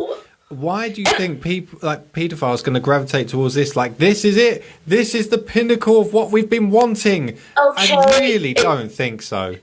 And totally uninformed about how that pathology works. Well, I can tell you because my background is not just as an attorney, but a criminal and family law attorney, criminal law for over 20 years. And during that time, because of my focus in juvenile and family court, I have defended on both ends. I have defended individuals that were charged with molestation as well as served as a guardian for individuals who were molested. And I will tell you that, first of all, if there are individuals who are into child pornography, there are literally, I hate to burst people's bubble, but billions with a B, of images that they can find of children of every race, color, age, etc. There are clients that I have dealt with that when their computers were dumped, just that one person had tens of thousands of images on their computer. And that's only the stuff you found, not the stuff that they purged before the police came. So these individuals know where to go to find what they want because that pathology is very specific. They're not going to see little girls in little shirts and just suddenly turn and be like, okay, I'm into pedophilia now and this is doing it for me. Yeah, I was worried a second, on the second time round of watching it, I thought, but what if it happens? What if it now happens? Exactly. You're going down that slippery slope. I'm safe so far. My house has. I don't think you should even see the poster anymore. Nope. So there is. And that's the thing, because when you have, and this is part of it too, right? When you have individuals who talk about things that they haven't seen, then what also tends to come from those conversations about things that they haven't seen is them making arguments that are not only irrelevant, but often intellectually dishonest. You get a lot of arguing apples and oranges because at the end of the day, your opinion about something that you haven't seen is only going to get you but so far. Yeah. Now, on the flip side, I'm not suggesting that anybody go out and try to find some of these billions of images so that they can make the comparison. If you don't want your door kicked in, I wouldn't advise you do it either. Exactly. Trust me, the things that I have seen, I wish that I could have taken an eraser to my own brain. So I get that. You don't have to, because, it's one of those things where you don't always have to see it to know what it is. But in the case of this movie, because it is not specifically every frame, every image being about that, and there is an actual story that the filmmaker is attempting to tell, that is quite different from you just going out and doing looking at the comparison. But I wanted to bring a couple of movies to your attention. I fear that I'm probably older than you, and this is going to age me once again. We'll find out now, won't we? I'm just going to say I don't know what that is, just for the sake of it. Yes, I mean, hey, I embrace my fabulousness at any age, so hey. But I came up, when I was was coming along, and granted, I was young when these came out, but cable began to be a big thing, you know, HBO and all of those things that seem like dinosaurs now. So these movies, I of course didn't see in the theater. I saw in my teen years when they finally made them their way to cable.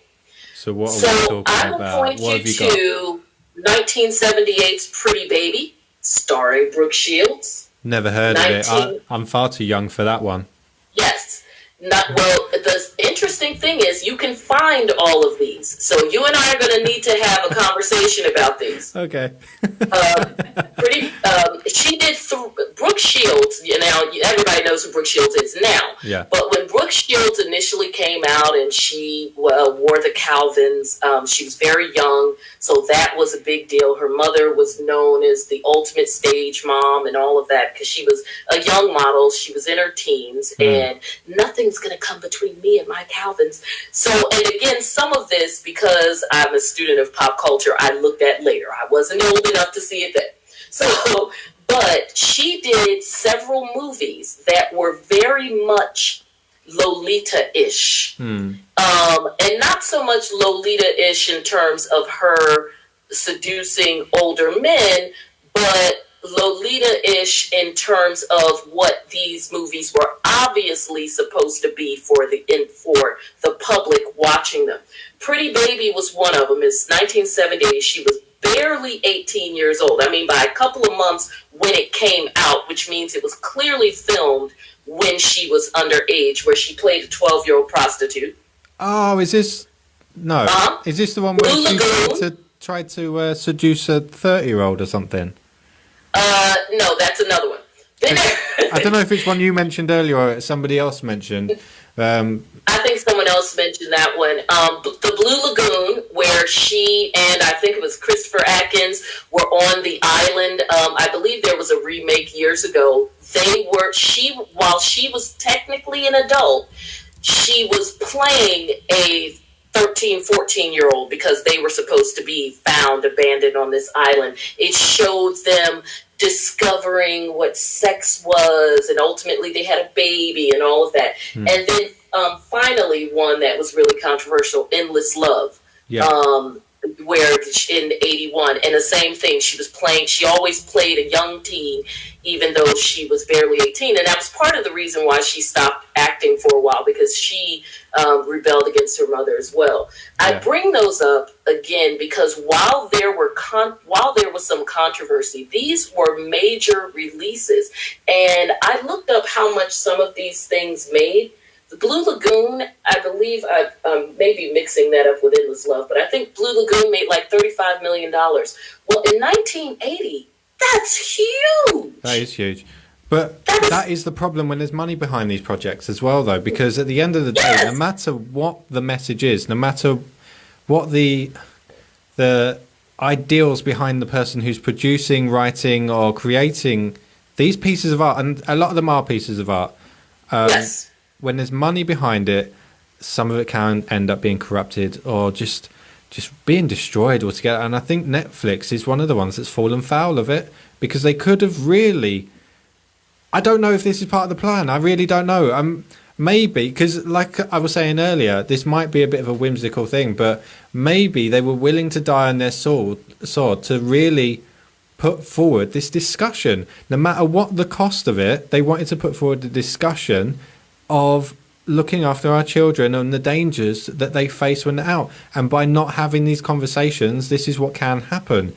I'm pretty sure they will have had conversations before it went out to say this is what might happen if we put this out. There's no way nobody watched it and thought, oh, there's nothing wrong with this. Exactly. How many hands did it pass through?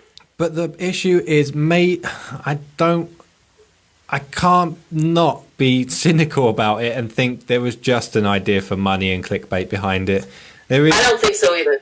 Yeah, it's so obvious at times, but you want to have that belief that they were trying to do it for the right reasons. I think maybe was it the director, the lady, is she director, producer, or whichever it is? Yes. I think she will have had good intentions for the most part, but Netflix, I can't believe that they did. No, I think that Netflix clearly screwed the pooch on this one. But again, and I, far be it for me to defend a large corporation, especially one that's not paying me.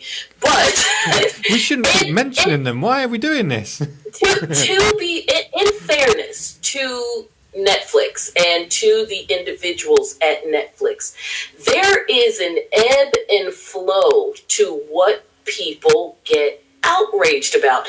There is a selective outrage that comes with all of this. I would dare to say that perhaps Netflix looked at the fact that there are girls in bikinis and stuff everywhere, that they saw the costumes that are not just worn on the show Bring It that I mentioned, but the costumes that are worn on Dance Moms, the costumes that are worn even at dance competitions. I can honestly say as a parent, I get a little cringy even with some of the costumes that my daughter is wearing now, especially given that she is developing into a young woman like young women do. Yeah. And so perhaps just in fairness, playing devil's advocate, in light of the society that we live in light of what is deemed to be acceptable on some level in everyday life, not necessarily mass marketed in a movie sense, but literally what we see in everyday life by the hundreds of thousands, by the millions, that they did not anticipate that doing a glossier, more provocative, but again, very similar version of this poster that was very similar to other things that are already out there in social media, mass media, whatever.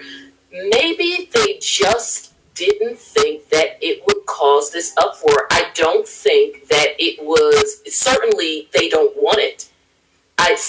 And especially not during a damn pandemic when people are trying to figure out how to save make $1 out of 15 cents. Or maybe they weighed up the options and they thought, right, if we do go down this avenue, bear in mind, Netflix is no small company here. They've got lawyers coming out of their arse. So I'm pretty sure they would have looked at every detail of this. And if it did come up in the conversation, which I would imagine it would, could this be deemed as child porn?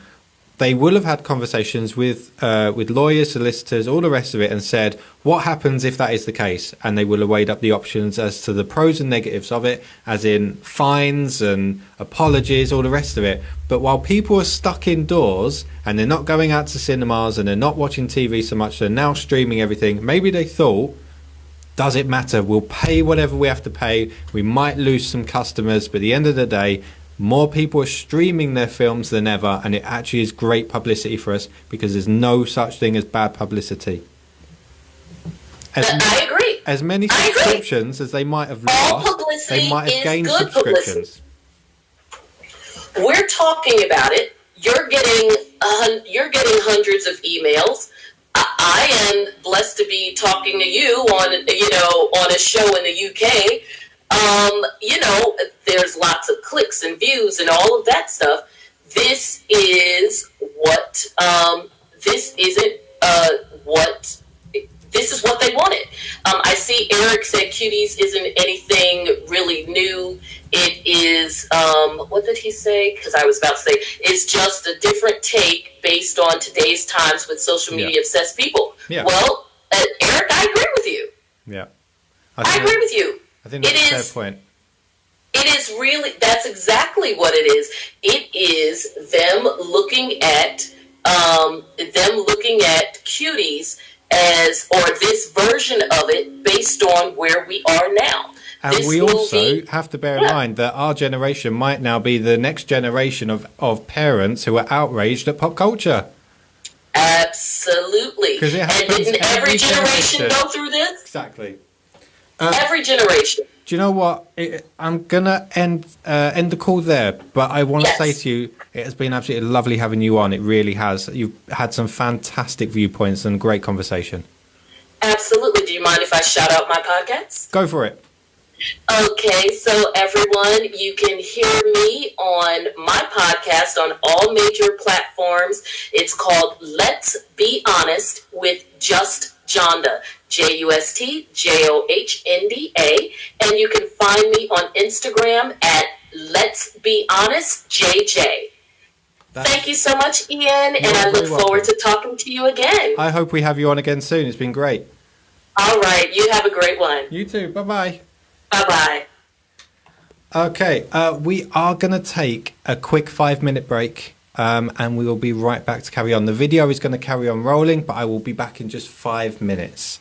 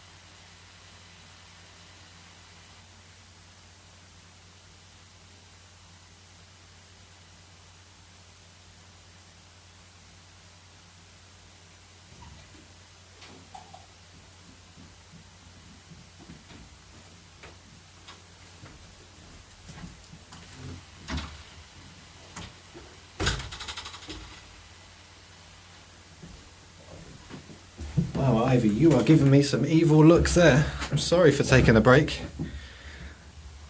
Apologies, everyone. This is why you find a lot of people don't do long cast live videos. You need to go to the toilet halfway through. We're going to bring in, hopefully, and stop laughing at me over there. We're going to bring in, hopefully, another caller. Just give it up on you. Yeah, I think she's going. If she thinks she's going on my lap, she's wrong. Okay, yes, I'm going to bring on our next caller. Hello. This will be an interesting conversation. Can I just say thank you so much to our previous callers so far. The conversations we've had on here and the messages we're getting through are fantastic. Everyone, please still keep commenting. It's amazing to hear your points of view as well. We'll try and get them put to our guests as we go along. But speaking of our guests, our next one is Alexander Stone. And Alex, can you hear me? Yes, I can hear you. Amazing. How are you? I'm good. How about you? Oh, I'm fantastic, thank you. A quick toilet break and I feel great now. That's awesome. So where do you hail from? I come from Missouri. It's a state in the Midwest. But yeah. And I'm right in saying you're 16 years old? I am 16 years old. Right. So this will be a completely different perspective, seeing as, am I right in saying that over there currently you're classed as a minor? Yes, sir. Okay, we'll try and keep this clean then. Okay. What is your perspective of Cuties, the film on Netflix, of which I'm going to guess you haven't seen because I don't think you're able to. Am I right about that? I mean, I probably could be able to. You but, could, but I won't. You obviously not supposed to. Yeah. But yeah, first of all, I just want to put this out there. I am a Christian, so I'm going to look at everything through the lens of a Christian worldview. Okay. And I don't know how you feel about Christianity or your listeners feel about Christianity or what the religion is about, but I may or may not refer to Scripture in this podcast. Well, much like yourself, we'll try not to cast too much judgment on you. So you're welcome to carry on, my friend. All right, thank you so much. Okay, so now on to the Cuties film. I think what the film is doing is very evil and honestly disgusting and completely sick. I've read a lot about it. I've heard a lot about it. And I've watched videos about what's in it. And I don't like what I've heard, seen, or watched at all. What have you heard? I'd be fascinated to hear what you've heard. Okay, so I have heard a lot about what happens in the film, such as an 11-year-old girl taking photos of her vagina and posting it online, 5 young girls taking a turn at webcam porn, young girls taking a photo of a guy's penis. Let me just. Rather than just say them all in one go, we'll break them down as they go along because I feel it will be important. Seeing as you haven't viewed the film yourself, I'll try and help you out with what actually happened because what you may have heard and what happened might be two different things. They might be right in where they're going with it, in a vague term, but it might not be quite what you think it would be. So the first one that you said, what's that one? I said an 11-year-old girl taking a photo of her vagina and posting it online. Now on YouTube, I was watching videos about this, and in the video that I watched, it did show that happening. It didn't show the girl's vagina, of course, because that would be like actual pornography, and that would be definitely illegal. Wrong. It would be very, very wrong.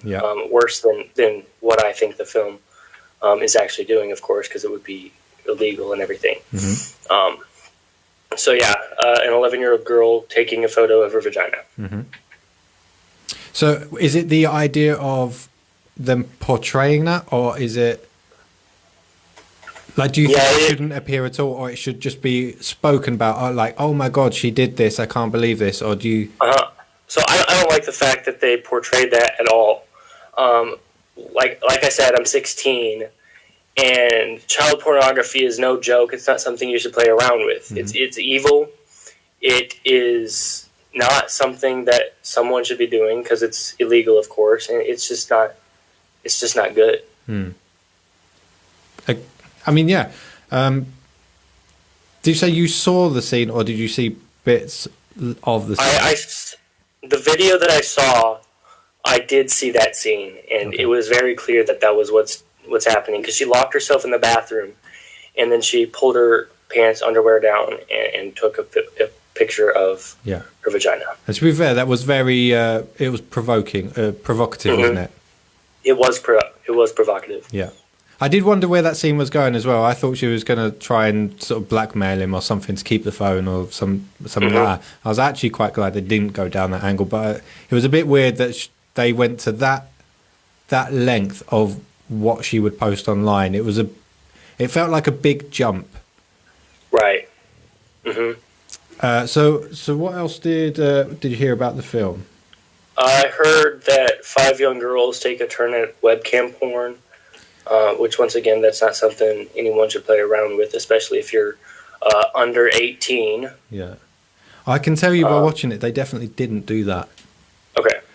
That particular scene was, I don't know what you would call that particular site they would have gone on, something like, it was basically, they were on webcam with some guy. All of them are fully clothed. Nobody declothed themselves at all. He had his webcam on, but they didn't have their webcam on, so he didn't really know who he was talking to. It was almost a case of catfishing. So he thought he was talking to a girl. He didn't necessarily know what age.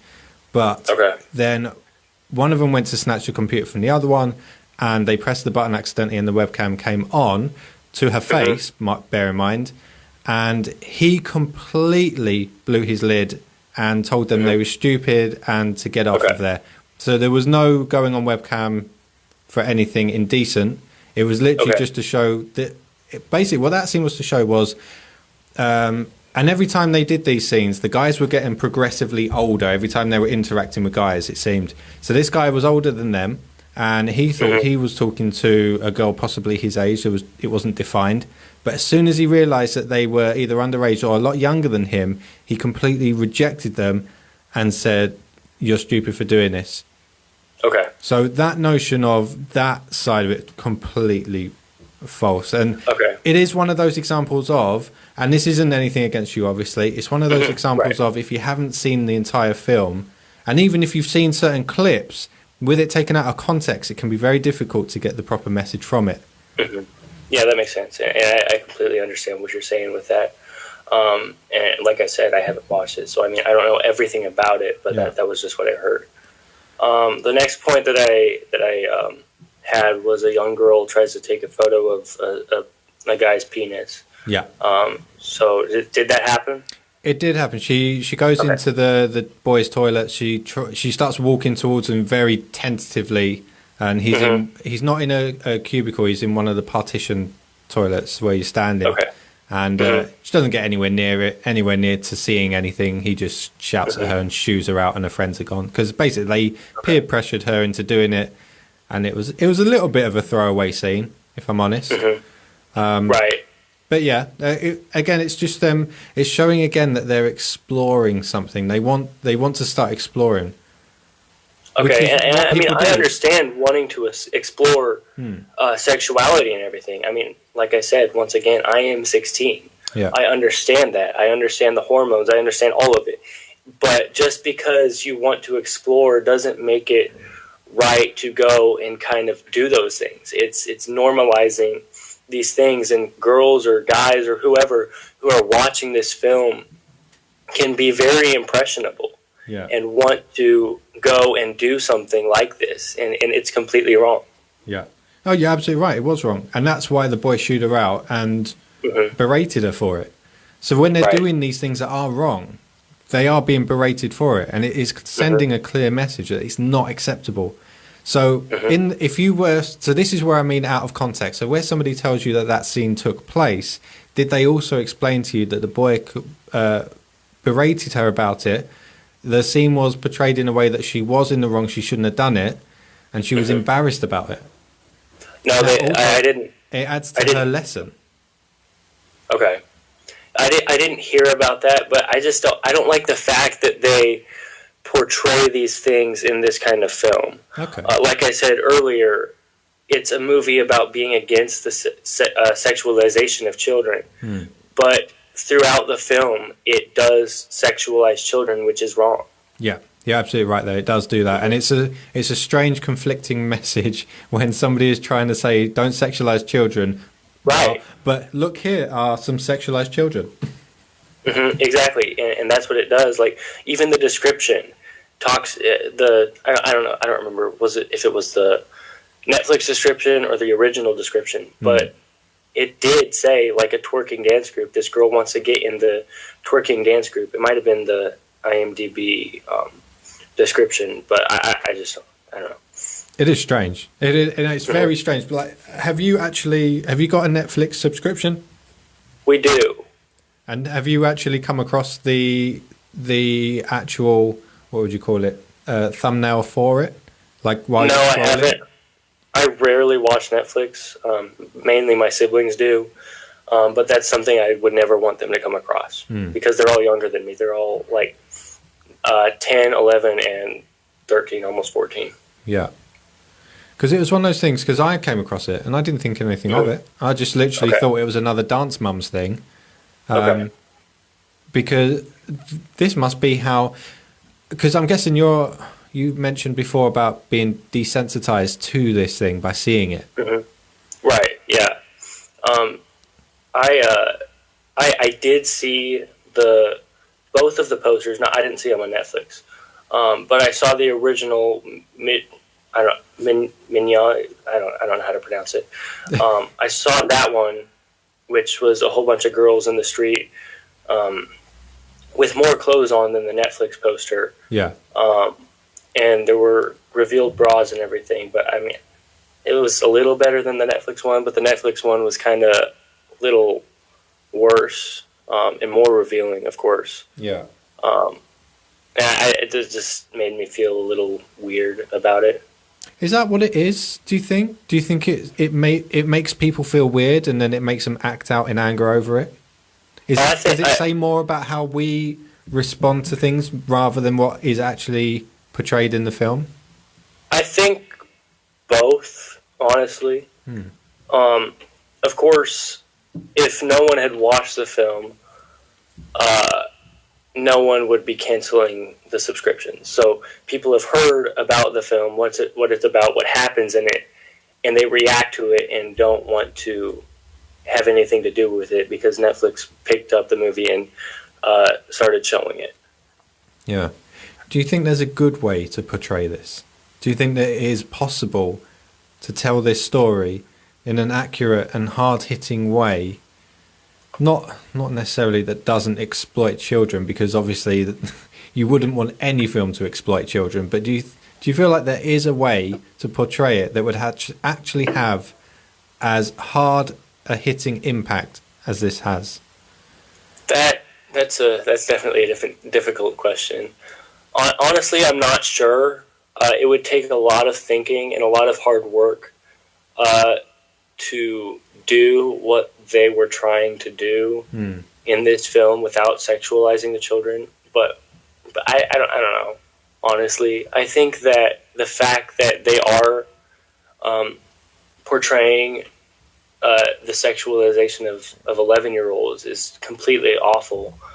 And I don't know why anyone would want to do that. And I don't know why any of the parents would want to sign off on the fact that they are sexualizing these children. Yeah. You'd have to really believe in the message or the direction of the producer and directors to agree to do something like that. But then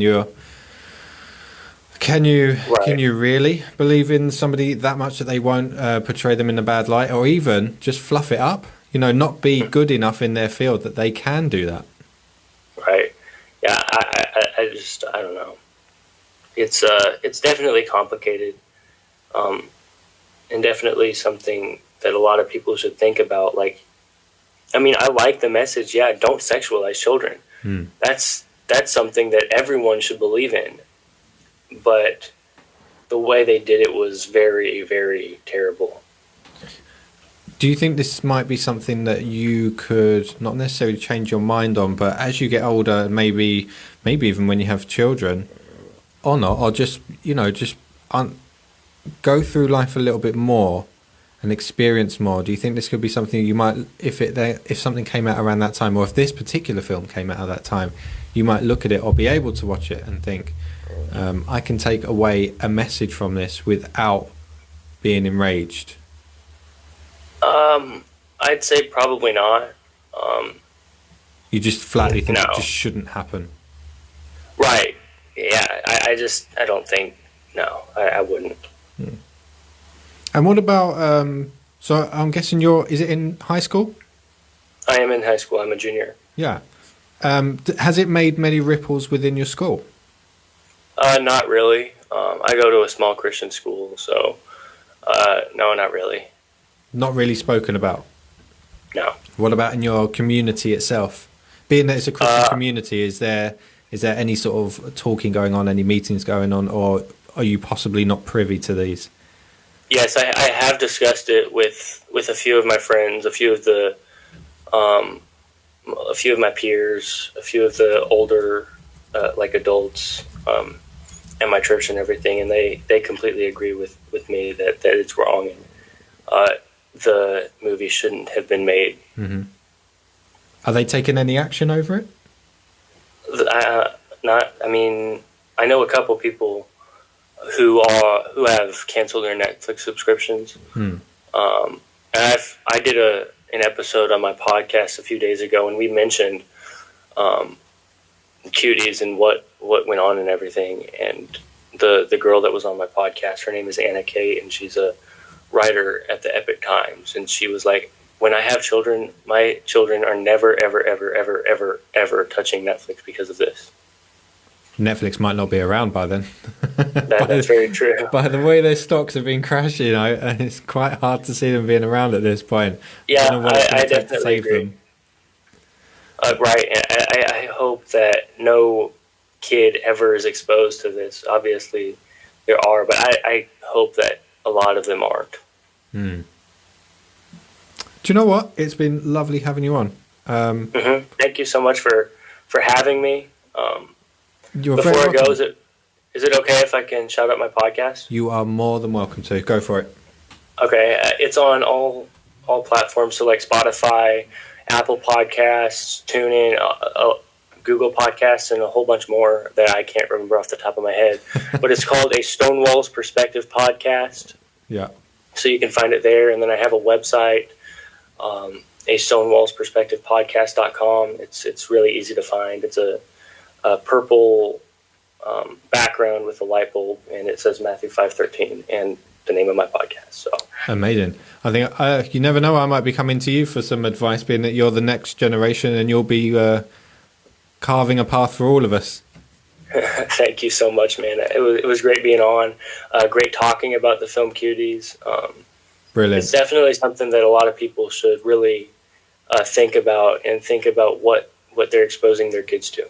That's it. Keep talking about it and keep discussing it, and you should always have an open mind to everything, but not necessarily accept everything. I'll leave it at that. Yeah, definitely. I agree with that. I agree with you. Thank you. I'll speak to you again. All right. Thank you. Bye-bye. So thank you to Alexander for coming on. That was actually fantastic. Very well-spoken young man. Differing opinions to what we've had so far, but very, very eloquent in the way that he spoke. I hope he does do well with his podcast. I'm going to read out a couple little comments before I bring our next caller in. So we're just going to queue up our next caller. I will be with them in just a moment. I'm just going to read out a couple of comments that we have been having. So we got Eric, who hopefully will be on soon.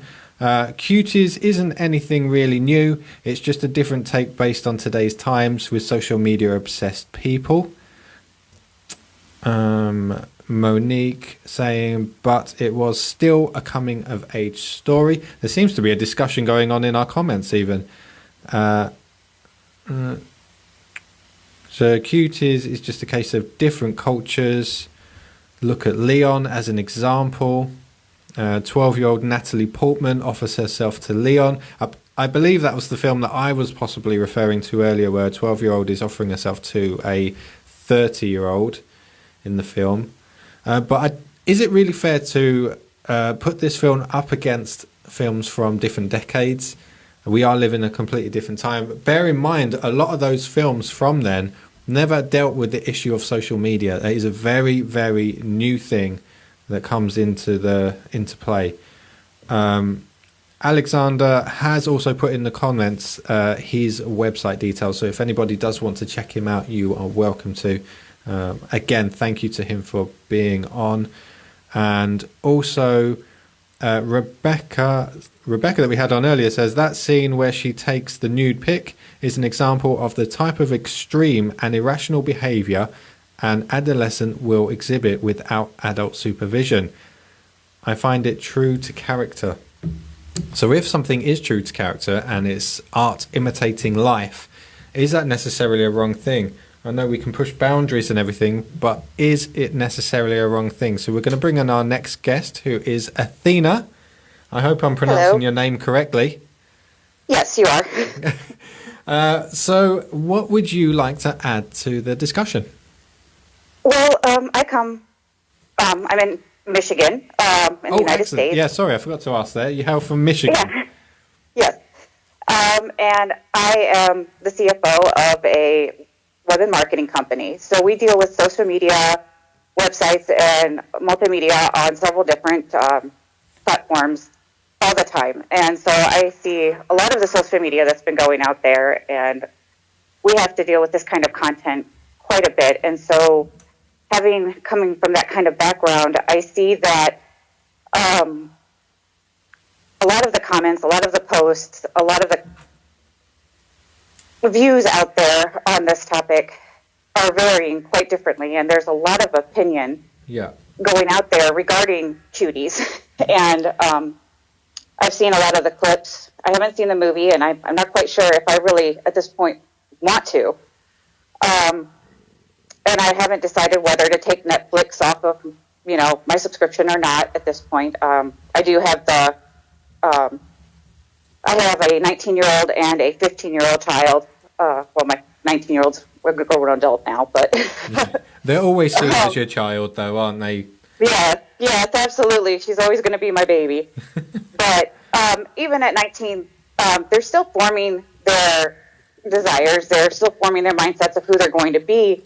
So they're very impressionable at that age. And so I would like to just at least point out that this does open a very huge topic that I don't think that we have really addressed as in the world, as a nation of the United States, of whether or not that, this is something that we need to really, how do I want to put this? We really need to address as a country that this is a topic that we shy away from because it's something that we just really don't want to address because it's uncomfortable. You feel like this should definitely be 11-year-olds my husband has a very large family, and they're both really young children, and we would like to protect them, and we would like to make sure that they're safe and secure, but they do grow up a lot faster because of... Oh, have we lost you? We have lost you, but we will bring you back in. I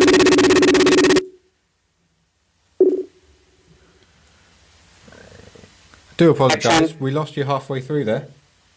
Oh, okay. I'm sorry. I'm not sure where I got cut off at. But I come from a very large family where my husband has a lot of children, and we would rather assume that they're not seeing this stuff on social media, but it is out there and it is available. And Netflix did put this out there, and unfortunately, and it is easily accessible. And I guess in this instant, we really, really need to make sure that, we are protecting our children from this stuff. And it just made this topic forefront. Okay, we need to protect our children from this stuff. And it's an uncomfortable topic, but I think in the end, we just need to address it. Do you think maybe, whether they meant to or not, they have probably inadvertently brought this subject to the very forefront of discussion?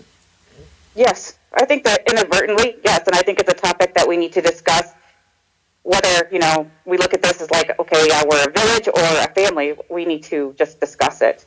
And we need to make sure that we're taking care of that, like I said, I'm in the social media business, and whether I want to or not, I see this stuff on an everyday basis that, it's out there. And, we just need to protect our children to make sure that as parents, as a family, that, we are taking guard because sex trafficking is out there. And in our country, in the United States, it is a very, how do I want to put this? It is a prominent crime. And we just need to make sure that our children are not subjected to that kind of crime, and having this kind of forefront. I know that one of the biggest things is pedophilia with addressing with this movie, and it does make it more accessible to pedophiles, and that's one of the big heated topics. Is okay, yeah, here we go. Do you think it really does that? Do you think that part of this problem and a justified sense of outrage is that it's making paedophilia acceptable? I don't think it's the movie that's doing it. I think that it's a topic that's just being brought up more. I think it's just a topic that is, and whether people agree with it or not, and I think that it's a topic that's just going to be a more conversation starter. I'm like, okay, it's a topic that's out there, and it's just bringing up the topic more. Does that mean Netflix should be commended on this instead of... I mean, don't get me wrong. No. Don't get me wrong. There should be outrage. Well, not outrage. There should be discourse happening and strong discourse happening at what people have seen on it and what they're portraying. But is there any way that you could see they should be commended, not necessarily Netflix because of the way they portrayed it themselves with the advertising, but the writers and producers of the film itself, they could be commended in any way for the film that they have brought to the forefront? I don't think that Netflix should be commended. There's a lot of content on Netflix that should not be on there. I mean, and we're not even talking about that content. I mean, if you go and search Netflix on the content that they have on there, you can see a lot of that content that shouldn't even be on there at all. And we're not even talking about that content. We're just talking about one movie. That's the point, actually. That is something that I haven't really heard mentioned yet. I've heard about other programs, other films all over the place from other decades and years previous. But what else is on? It might be a case of, if they did think this might go under the radar, and some people do think that that was the case, is there more stuff on Netflix that hasn't come up yet? Yeah, well, now we're not even just talking about the other mediums of like Hulu, or we're not talking about Amazon Prime and the content on there. If we go in, I mean, I'm not to say that I have, but I saw this in another podcast and another YouTube blog, but nobody has talked about Prime, Hulu, or Pluto even, or what is that other one, Tubi or whatever. There's content on there that has not even been brought up that is accessible to pedophiles, to other people who are looking at this stuff. And I am extremely worried about the content that is available. I mean, kids will do what kids will do. Yeah. I mean, if you think about what we did when we were teenagers to get away from things from our parents, like sneaking under bridge and smoking cigarettes, or sneaking out of the windows and drinking alcohol. I mean, that's really low-grade scale to what kids will do nowadays. Yeah. And believe me, those kids are going to be going out and doing it. I mean, if you've seen as much stuff as I have on social media to what kids will do, and it is scary. I mean, just look at Reddit and see what they do. Well, and the it will internet, scare the pants off of you. Yeah. The internet is a dark place. Yes, it can be a very dark place, and that's all you have to do to find out what kids will get into. I mean, look at the warning signs that pop up for parents, like, look at this dare, look at that dare, what kids are doing, and watch out for your kids. I mean, how much are we actually watching our children to make sure that they're not doing what these kids in this Cuties movie are doing? So, I mean, that's probably the content that we really need to be alarmed about. But how watchful of parents are we? I mean, we don't need to be going all crazy and being, okay, you guys are on lockdown with, you know, cast iron, whatever you want to call them, but chastity belts. Okay. But we don't need to go to those extremes. I'm not sure that would fly these days. No, probably not. But what we do need to do is just be, you know, good parents and watchful family members of those that we love. And that's all that we really need to do in order to make sure that a film like Cuties isn't going to become reality. Yeah. And we just need to be living by our good moral standards that we were probably grown up with, you know. So how do we fix it? How do we fix these problems? Because obviously it's bringing to the forefront an issue that is prevalent in society, as in parents aren't paying enough attention to their kids. Kids are finding new ways and easier ways to get access to social media and videos, images, things that they shouldn't be getting hold of. How do we address this? Because obviously Netflix has brought this to the forefront now. So what's the solution? Not solution. We're not going to find one immediately, but what do we do? What happens from here? I think it's on a family-by-family basis. I mean, what works for one family is not going to work for another family.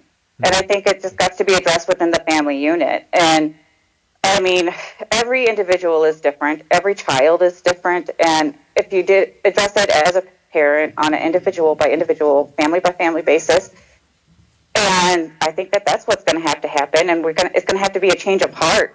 It's not going to be a change in culture. It's not going to be a change in anything else. It's just going to have to be that.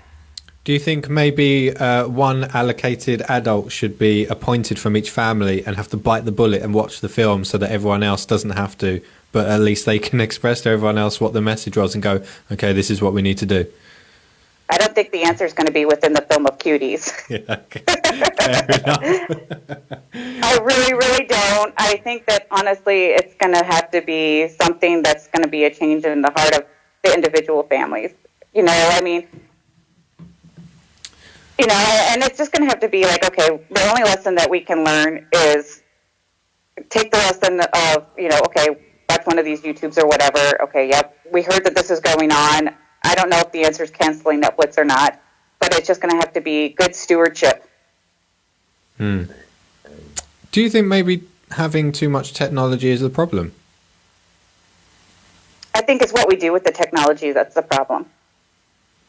But the technology Like, we have in general. I work remotely. Like, my workspace is like remotely. I have like literally 3 monitors, and I mean, I have a tablet, I have a phone. My kids, due to COVID, both work. Well, my daughter works remotely for the same company that I do, and my son is, because of COVID, goes to school virtually, because it is extremely rampant right now. And so technology is a necessity in life, and so we have to be, like I said, good stewards with the technology that we have, and we use it wisely. Yeah. Because I've got a good couple of comments coming in here. First of all, Rosanna Steer has said it's not the teach. I'm guessing this might be to Alexander we had on before, but she says it's not the teachers or preachers' job to raise the kids. Parents need to invest in their children. It starts at home, which is more what you're saying. Yeah. Also, she says we need to stop letting the kids tell the parents what to do. Mm-hmm. Sounds like a wise woman. She's right on. You might have to add her to your group, I think. Maybe. I guess the point you're raising there is, because I can tell you from my experience of watching other people with their kids, you've got a kid running in the room screaming that they want their iPad, which I find it amazing. A child, normally even like 5 years old and stuff, they got their own iPads and things. I think it's bonkers. It's more, I'm probably jealous that the families have got that kind of disposable income that their child could have it. Yeah. I never had that. But it's a problem. Well, I was told to go drink from the hose outside. Yeah. I was raised in a very poor family. Well, I think my so how old? It's very rude to ask this. How old are you? I am 39 years old. Okay. So I'm 33. Oh, I had to think then. 33. And I feel like around our age might have been the last generation to really play outside properly. Before all these devices came in, before phones became so intrusive that it actually ended up stopping kids playing like kids. Because now they just go on YouTube and they all want to be podcasters like myself. But I've got no, actually, it is Adrienne, my fiance. Her niece is basically a little podcaster herself. She does little videos. She mimics the things she sees other podcasters doing. Don't get me wrong; they are younger and more suitable for her age, but you already see they're being influenced by what they're seeing on their tablets and phones, and it's not going outside and playing with their friends and stuff. YouTubers, I'm so sorry, not podcasters, YouTubers. I'm old now, apparently. So yeah, and the hardest thing is you see examples of kids like running in the room and they're saying, "I want my iPad, I want my," and the parents just find it easier to just go, "Okay, just go have your iPad, go play on it." Yeah, I have, like I said, I have a ton of nieces and nephews, and they all like have their certain amount of technologies and stuff like that. But I mean, in my area, I mean, we still do play outside quite a bit, and I play with my nieces and nephews, romping and playing outside, and I mean, we still do those kind of things, I guess, in this area. I mean, so it's a mix, and we just set limits and timers, and we just have to enforce it. And it's a lot about being a parent of will and having more control than the child has control, and just saying no. Yeah. And it doesn't hurt them to say no. It actually teaches them discipline. Yeah. And learning that you don't get everything you want. Yep, and setting boundaries, and they don't like it. And I mean, there's a lot of different parenting ways. Like, we used to put a box, like when my kids were younger, we would have a box and we would put everything in there. And if their rooms weren't clean, then they don't get their things that they want, like the Nintendo or the whatever it was at the time, the PlayStation. And it was just setting boundaries. And the kids are better for it. My kids are better for it. And there's also a scary thing happening as well at the minute, because on No, it wasn't Instagram. It might be on TikTok, I believe. So that's one of the newer apps, isn't it? Yes, my daughter loves TikTok, which I am not in agreement with, but it's all about boundaries and time right now. Well, there's a problem with TikTok at the minute where somebody apparently has committed suicide on TikTok. Yes. And I've heard about people that. didn't realise that was what the video was about. As a gentleman sat, almost in a way like YouTubing or podcasting, and it ends up in a suicide, and it's traumatised a lot of people. And that came out of nowhere. And these are the dangers with social media or apps like this, that they can't get hold of these things quick enough. And then once one group of people see it, and they either download it or share it to somebody else, that's it. Everyone's going to, well, not everyone, but most people are going to see it. Yep. And once it's out there on the internet, it's out there forever. Exactly. So not just with the cuties and the way they portray it, but there's so many dangers of having access to social media, especially at a young age. Because I've even seen things when I was younger. They're images that you can't get out of your head. Right. And one thing that I think about with Cuties is about those children who are in that movie, and what is it going to do to them when they're older? And if you think of the young stars that were like from our day, like, and the trauma that they went through, and what are these kids going to go through when they're older? What, as in watching it back, or from the drama that's the emotional trauma that they're going to suffer? Like, you know, there was stars that had like anorexia and bulimia and all this other stuff, and the suicides from, you know, like, I don't know if you remember Jonathan Brandis or any of those stars who committed suicide later in life because they didn't have that stardom, or they had the emotional trauma from it, or anything like that. They suffered a lot from the stardom that they had early on in life, and the stuff that went on behind the scenes that the public didn't see. So these kids, they've had a lot of stardom very fast. There's a lot of drama along with this stardom because of the sexual portrayal of this movie. What are they going to have when they're older? And you don't think? And so I really worry about those kids. And you don't think it helped at all that they did have psychiatrists and their families on set? No, I don't think so. I mean, because, it's not going to... I mean, you can have family and you can have psychiatry, but that only goes so far. If you think of kids who have disorders and those kind of things, it's still going to have a sufficient amount of trauma, because you think of all these after effects and all this publicity and all the paparazzi that's going to be following them around. That's going to have its own... I mean, that's on set, but think of the after set. What's being done to support them afterwards? Yeah. Well, I do hope they have the support they need afterwards, because being in the limelight in this fashion is definitely going to be important for them to have something there for them. Yeah. And maybe they're the lucky ones and they're not actually going to be allowed to have access to social media. Maybe they're lucky. Maybe they're being sheltered. The funny thing is, where everyone thinks they're being exploited, they might not be exploited so much online because they won't see it. Maybe if they're lucky. Well, do you know what? It's been fantastic having you on. Do you have anything you would like to shout out while you got the chance? No,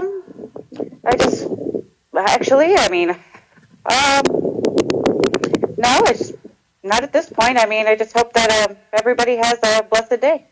Oh, lovely. Thank you very much for joining us. Yes, thank you so much. Hopefully we'll have you on again soon with another segment. Thank you so much for having me on. Bye-bye. Bye-bye. All right.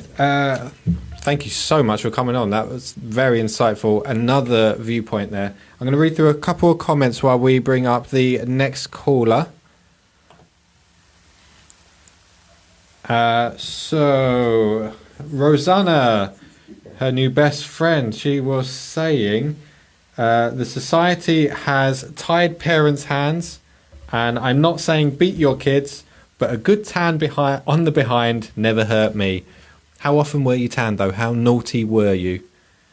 Agreed. I can change your self-worth. I can change your self-worth, and that sometimes takes a lifetime to change. Or it can change. I mean, it's just about life experience, really, when it comes down to that. But we also have another guest on here now. His name is Eric. Eric, is this your real name? Ignorant? Eric Ignorant. No, that is not my real name. I don't really use my real name on social media. Fair enough. And do you know what? That's probably wise. Yeah.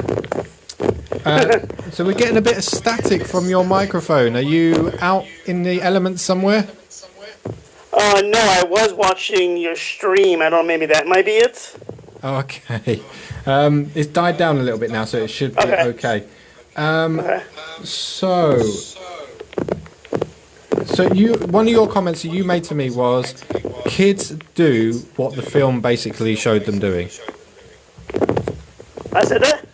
Yeah, I believe it was in one of your messages. Oh, yeah. You mean when I messaged you about when you did the post? Yeah, so not the comments on the live video, in the actual messages to me. One of the things you basically said, the gist of, was kids do what the film does portray.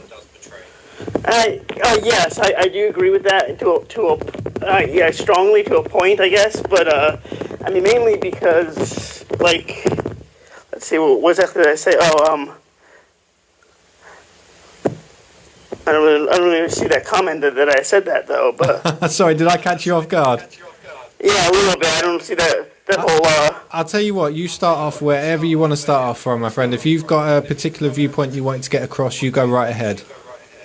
I mean, like, there's always sexualization in movies and stuff like that. I mean, you look at movie 13, like I mentioned, there was controversy because there was young teenagers portraying 13, even younger teenagers who were supposed to be 13, doing LSD, alcohol, marijuana, and the people were like, this is too truthful, this is too honest, we can't handle it. I'm like, it's a movie that's based on, like, real events.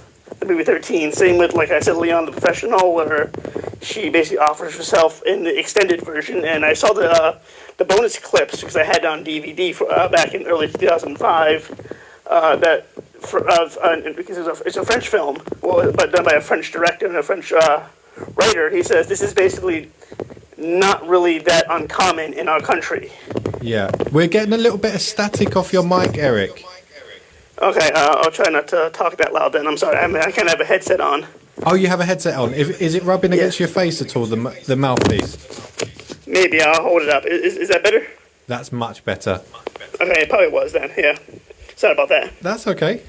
I mean, there's also other stuff that's going on in the media, like Natalia Dyer says Stranger Things cast members who are only like 15 years old are being over-sexualized by the media, like Millie Bobby Brown from Stranger Things. Yeah, she's being over-sexualized. I mean, it's basically a media. I mean, the media is basically the one that's really taking this, like, all this stuff, like, really too far. But I just don't really understand really what the controversy is, because I watched it when you did the post. Yeah. I was like, I saw about 20 minutes of it, and then I turned it off because I was going to bed. And then I was like, let me finish the whole entire thing, and I watched it, and it's very, very, very it is messed up in a way, but yeah. I mean, it's messed up in a way, but at the same time, it's honest. So do you think? Do you think they've gone too far, or do you think we can't handle it? A little bit of both. Okay. I mean, I don't think in today's society with woke people and these social justice warriors and all that stuff can really handle anything like that. I mean, it's to the point to where I remember I said something that wasn't supposed to be taken wrong. It wasn't anything bad, and somebody's called me a racist. I'm like, okay, whatever. Mm-hmm. I mean, yeah. I mean, that is that on social media, I'm guessing. No. That was just in real life. When I said something about coffee. Okay. And how I like it black, and then they're like racist. I'm like, what? You don't like white? You don't like white stuff, and you don't like cream in your coffee? I'm like, what's wrong with you? Where the hell did you go to get your coffee? Yeah, Starbucks. Oh Jesus. In a Target. So, but do you think maybe people are just hypersensitive? In this day and age, yeah. I mean, but at the same time, there are warning signs about all this. Like I said to you in messages, my friend who's 29, he has a sister that's 14, and she posts on Snapchat, "What's better? Which one do you think I prefer? Sex with my older boyfriend in the car, or shower sex?" I'm like, because her mom found out about it because she added her mom to Snapchat. and I guess she just forgot that she added her mom, and she posted on one of her stories. Oh my god! And then like he heard about it too, and then I'm like, he told me, I'm like, she's freaking. I'm like, it's gonna be there no matter what, but it's how we deal with it. I bet that went down like a lead balloon. Yeah. So doesn't that fully illustrate the points that they're trying to get across in this film? Then, that is a prime example of one of the things they portrayed in the film, and now you're saying has happened in real life, but with somebody that you know. Yeah, but I do. Yeah, I do. Yeah. Sorry, I'm just pacing because I pace around a lot. I do that when I'm on the phone. If I wasn't sat down right now, I'd just be pacing around. I drive Adrian crazy when I do that. But there's always been controversy films, like the movie, like that one lady you mentioned, Kids. That was a huge controversial film at the time as well, because it dealt with, I think, a teenager getting HIV and all that stuff. Well, I think people forget that controversial used to be, I believe it was a Hitchcock film, and we know how long ago that was.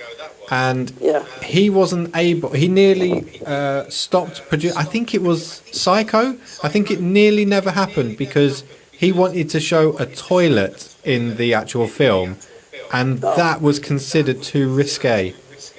Times have changed. Yeah, so it seems like every generation or every few years, maybe decades, we get another burst of outrage and controversy that maybe a generation later will think, what was the fuss about?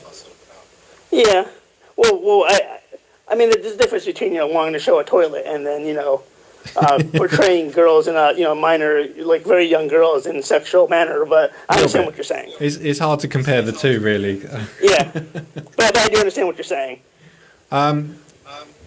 So, did you watch the whole film in the end, did you say? Yeah, I watched it last night. I stayed up till like 3, but that's my own personal reasons. But then also on YouTube, there are people talking about it. Like one girl that I'm named Shoe on Head. She goes, "I watched Cuties, and now I'm on an FBI list." I'm like, what? Are you really? Yeah, but you're going to have people they're going to be posting things just to get clicks. They're doing the same thing as Netflix. They want clickbait. And but it's like giving you misinformation about the situation. Like people like really, really, really finding this really extreme. And I do agree, it is extreme, but it's... How long till this outrage dies down, do you think? Movies like this... I'm sorry, what? How long till this outrage dies down, do you think? Probably about 2 weeks. And then there's the next thing. Yeah, for like a couple weeks ago, there was the whole Dan Hammond thing, about how they found a video of him when he was in his like early 20s doing a skit where he was pretending to rape a doll. Oh. And then after that happened, he's the creator of Rick and Morty and Community and all that stuff, or co-creator of that. And then like everybody's like trying to sign petitions to cancel Rick and Morty, and I'm like... Then why give James Gunn his job back for doing Guardians of the Galaxy 3 when he did like a lot of controversial tweets about like raping, about Holocaust jokes, all this kind of weird stuff. I think he did like let's see. I laugh at laughter is the best medicine. That's why I laugh at people with AIDS. Is one of his tweets. Yeah. Yeah, it's just like, I'm like, you can't have one and not, punish the other. You know what I mean? Yeah. So in that sense then, because a lot of people will say that this particular film, the way it is using these kids, or actually the fact that it could be considered as child porn, which is what a lot of people are pushing, which obviously would be illegal. What about snuff movies that show violence and murder, which would also be illegal? Why are they allowed to show what they show and people glorify it, and yet something like this is not allowed? Dare I say, because it's done in an actual entertaining manner. Like, Saw was viewed as a snuff film. Yeah. And that was actually very, very, very thought-provoking, but very, very intriguing, and people wanted to know what's going to happen at the end. People nowadays probably just don't want to sit through this and think, like, I sat through this, and now I tell my friends this. What are they going to think of me? Oh, just move your microphone away from your face again. Okay, sorry about that. So yeah, I mean, it's obviously snuff films, things like that, very different films, but along the same lines of legality. Where do you? I want to say, where do you think we go from here with this film? Do you think there's going to be more films like this now, or as in, are we lowering the bar as to what we're allowing to go on screen now? In a way, I want to say yes, but in a way, no, because, I mean, I'm personally me. I watch, like, trauma movies and stuff like that, so I'm used to that kind of stuff. You watch what movies? In a way. Trauma movies, you know, like Toxic Avenger, what else do I have? Like, Poultrygeist, you know, just really, really exploitation films. Right. That are really, really weird and really, really vulgar and crass and gory, but at the same time, I mean, that's, you know, horror, comedy kind of stuff, but this, I mean, I'm kind of desensitized to it all. Yeah. But at the same time, I can see where people are getting a stir over this, but at the same time, it's always been there. Yeah. I'm not saying it's acceptable. I'm just saying it's always been there. I almost feel actually just by you saying those things, it's made me think of films like Hills of Eyes, for example, just pops up in my mind, because that is a film that I actually didn't watch the rest of because I just thought it was disgusting. I was just watching this, and I wasn't outraged like I'm just online going, "Oh, this is terrible," but you watch a film like that, and I think, what is the point of this? Who the hell makes this sort of stuff? Wes Craven. Well, yeah, well, it's not. I didn't find it thought-provoking or anything. There's no message, real message behind it. It's just disgusting. And then a film like this comes along, which, yet again, there is scenes that really push the boundaries, or even some consider will go too far. But the messaging behind it is solid. Yeah. And that's the problem, is when you have a really good message, or trying to convey a good message, but you have to convey it, you have to actually, you know, present it to people. You know, it's like, you know, you can't exactly say, like, oh, let me tell you about this story, and then, like, expect, you know, people to really understand, unless if you actually have, like, you know what I mean? Like, I don't know where I was going with that part, but I'm sorry. None of us really do. We're just jabbering on, really. Yeah, sorry. No, it's no problem at all. It's been lovely speaking to you. Yeah. Yeah, you too. If we get a chance, I'd love to have you on again. Yeah, sure. Thank you very much, Phil. I hope you enjoy the rest of your day. You too. Thank you. Bye-bye. Bye. So a take on there. We've gone down a road there where we've kind of steered away from the film itself in a way. And we're talking about essentially the different genres and then the legalities of them. And it does bring up the subject of why is it okay for this one illegal or unlawful subject to be portrayed in a film, but then you can go over to a different genre and you can show the gratuitous violence, murder, rape, and really graphic stuff, and people will rave about it like it's something great, but it has no real purpose. Yet this one will serve hopefully a purpose by portraying a message to people about the dangers of the society we live in. And the clashes, really, of different societies with religion, different countries, and it's very clear, and there's outrage against it. But I guarantee by end of October, when you've got Halloween coming, you'll have another snuff film out, and they'll be glorifying it again. But we're going to bring in our next guest, which is Monique. Monique, how are you? I'm good. Can you hear me? I can hear you perfectly. How can you hear me? I can hear you great. Brilliant. So where are you from, Monique? So I am in the great state of California. Oh, God, I was going to say beautiful, but isn't California on fire at the minute? It is on fire. I'm actually in the Central Valley, so we're catching all of the smoke and haze from the fire. So today is not the most beautiful day, but it's definitely hot. But you are safe, at least. Yes, I'm definitely safe. Just a little smoky. That's good to hear, anyway. So, what is your take on Cuties? Did you watch it, actually? Yeah, so it's funny because right before you put the post up about Cuties, I had literally just heard about it the day before. Yeah. So I don't have a Netflix account. My brother does, and that's who I like. If I'm gonna watch Netflix, I use his account. Yeah. So I don't watch Netflix often because we have cable, and just about everything that comes on Netflix comes on cable. Yeah. But I'm not a big TV watcher anyway.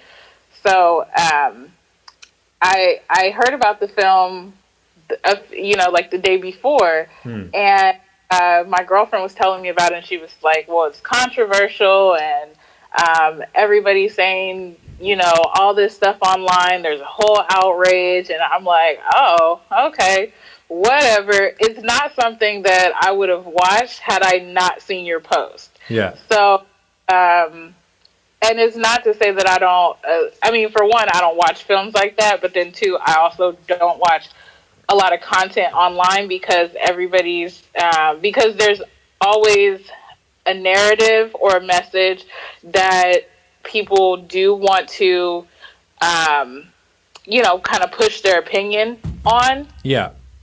And so, with this film, I did think it was very thought-provoking. And I mean, like Ian said, it's not anything that's new.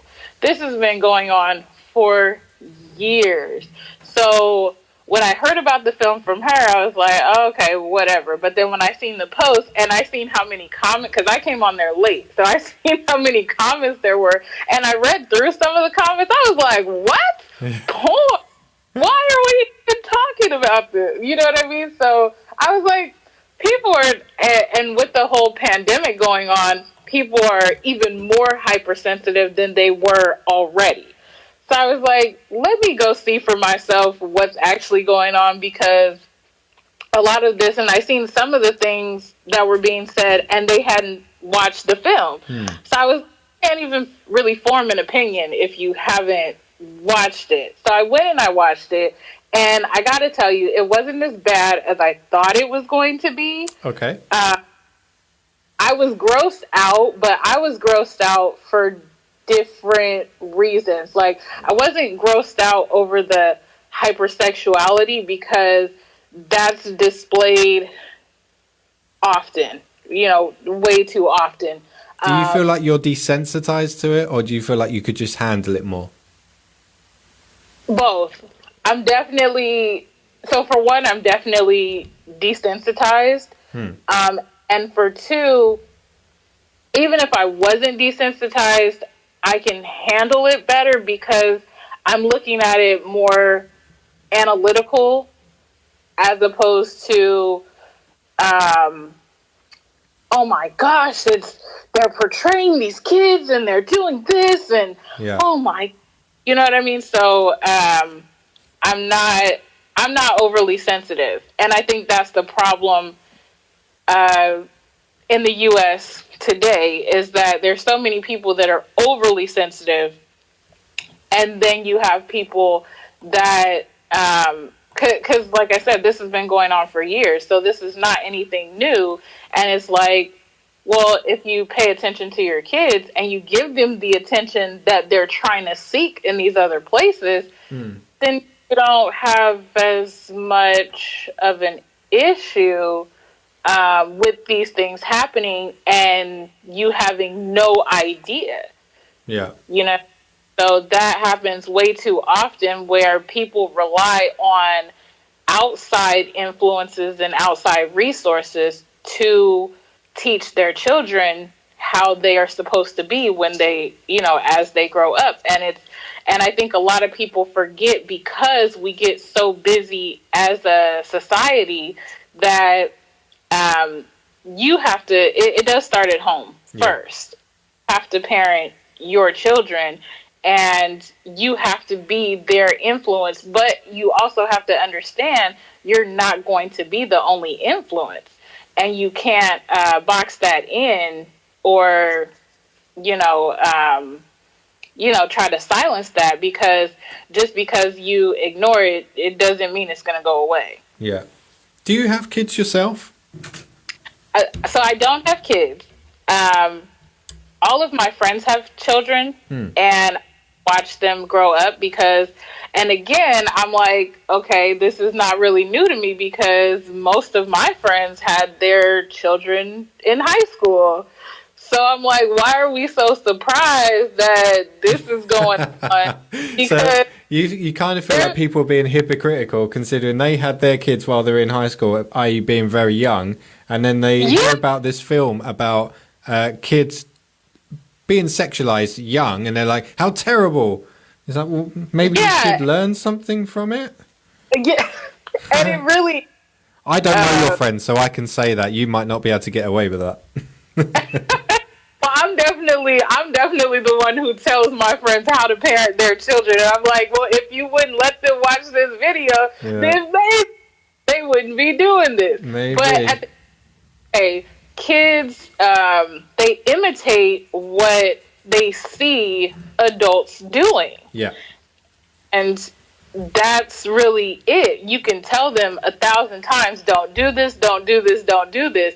But kids emulate what they see, not what you say. Yeah. So gotta be really careful in the images that are being put out, that are being, you just have to monitor a little bit more. But I think the key here is be aware. I think that's the whole key to the movie is awareness, because if you're aware that this is a possibility, these things do happen every single day, then more like have that conversation with your children. And like some of the other ladies said, you're more able to guide them down these peaks and valleys. And then you also leave that line of communication open. And I think, too, oftentimes people forget what they were doing when they were children. People are very quick to forget how they were. Yeah, because it's like, I'm pretty sure you were doing something. It might not be the same thing because you didn't have social media back then, which is a factor as well. Yep. But you were doing something quite similar to what these girls were doing. And by the way, I just want to point out, one of the things that I was like really grossed out about was when the girl she licked her finger and then she put it on the other girl's forehead with the ointment. Oh, she spat on her finger, and I was like, "What are you doing? Don't do it! Don't do it!" That part, I was like, "Oh my God, I can't watch anymore. This is too much for me." So that's where I was at with the film when I said I was grossed out, because I was like, Cuties, like, ew, who does that? You know what I mean? So, out of all the messages in there and all the things that it showed, that was the one thing that really stood out for you. That was the one thing that stood out for me, because I was like, there's so many germs. Oh my gosh, that's how you get coronavirus. Like, there is that, isn't it? Everything that you watch now is like, you'll see somebody do something, you go, oh, Rona. Yeah, exactly. But then too, I wonder if the timing of everything, as far as this movie coming out and it catching, a lot of flack for this, I also do wonder now if there's a political agenda behind it. In what sense? Just in the sense of it is, it is a political year for us here in the United States. So not abroad, but for us here in the United States, like, this is a political year. And so is this a distraction from what's really going on, to say, look at this film, hey, look at me, don't worry about what's going on over there in the political realm, but hey, look at me, we should be outraged, about all of this going on, as opposed to paying more attention to what's going on with your own children in your own household. Could this possibly be more? Because obviously, bear in mind, this has come out of France, and France has a bit of an issue at the minute with a lot of migrants building up on their shore, and they're coming over to the UK a lot, right? Well, it's being portrayed. There's a lot of them coming over to the UK. How true that is, I'm not sure. But could this be attack on a particular religion? But it's a very heavy religious tone in it, and it's not. Yes. It's not necessarily positive. Right. And I think there's been a religious attack going on for years. But now we're seeing a lot more come to the forefront, and you can see a lot more now than before because everybody has the internet. Yeah. And I do think that there could be a heavy attack on religion, and I think that was something that, while there was a religious tone, for sure, I do think that I think it allowed you to to possibly miss the message if you weren't paying attention to it for those reasons. And I do think a lot of people miss the overall message. Yeah. Well, mainly the ones that didn't see it, for starters. Yeah, maybe didn't see it. Yeah, for sure. Is this the sort of film, though, with how it is and what it shows in there?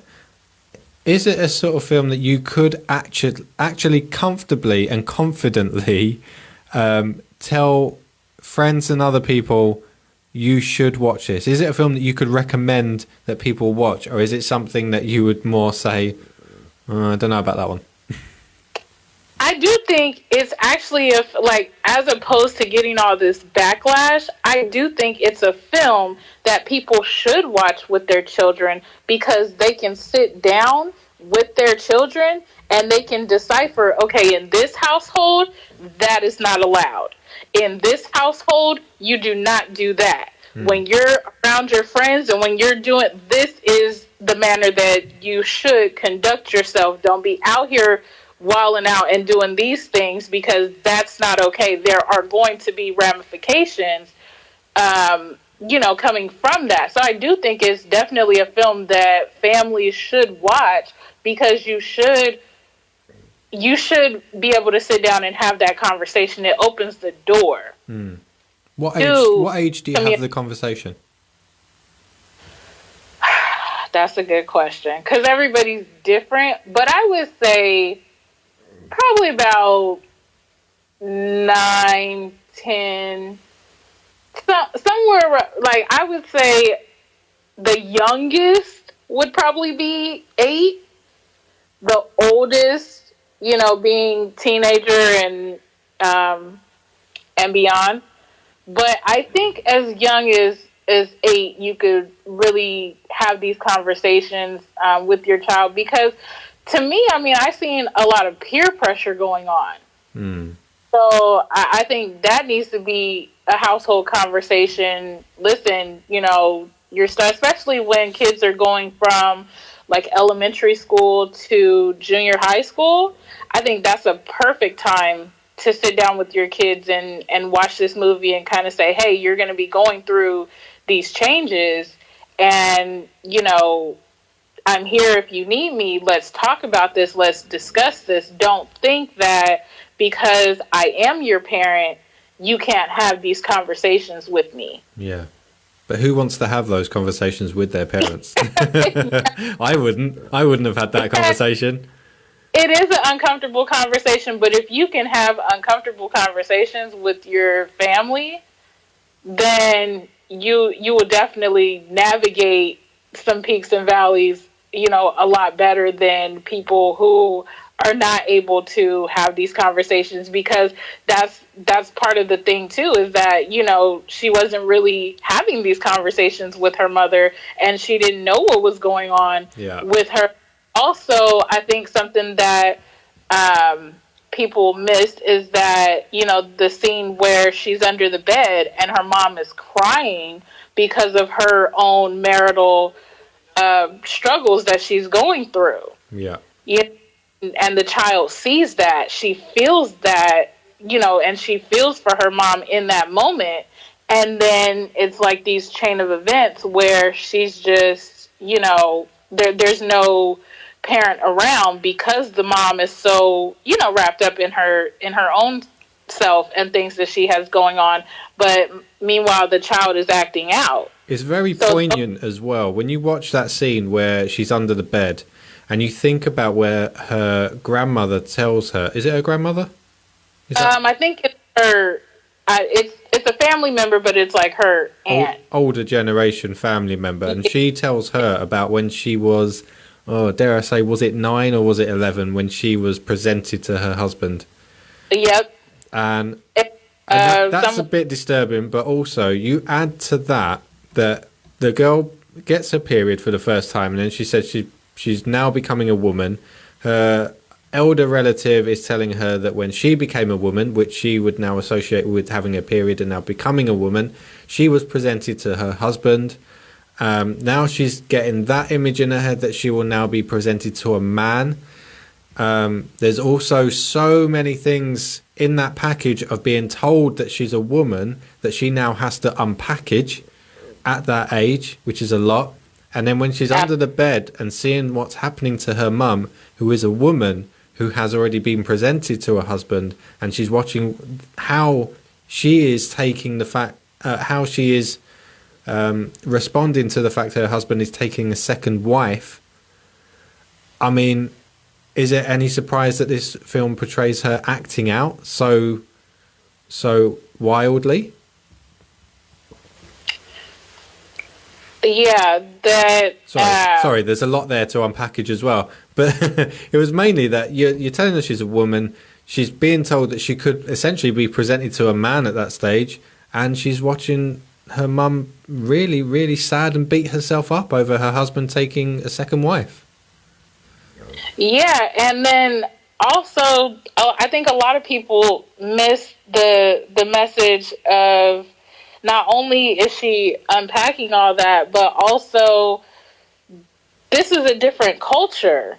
So this is normal in this culture for, you to have an arranged marriage, for, there to be multiple wives, for this going on. But because this is happening, it seems like, this is a different thing, but it's like, no, this is actually very common in a lot of households in this particular culture.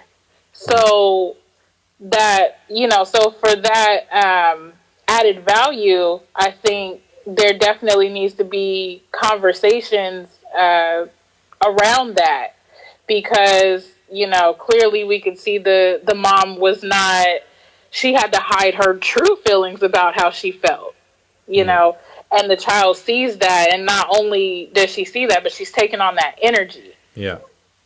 And what is the actual age of consent in your state? So they just Don't lowered tell me it. they've lowered it. Oh my God. What is this going on across the US or something? Yes, it is. Yeah. So here in the state of California, the governor just signed a bill that lowered the age of consent. I'm not 100% accurate on this, but I want to say it's around. It's somewhere between 14 and 16. Okay. As far as one of the previous guests that we had on said it was 15.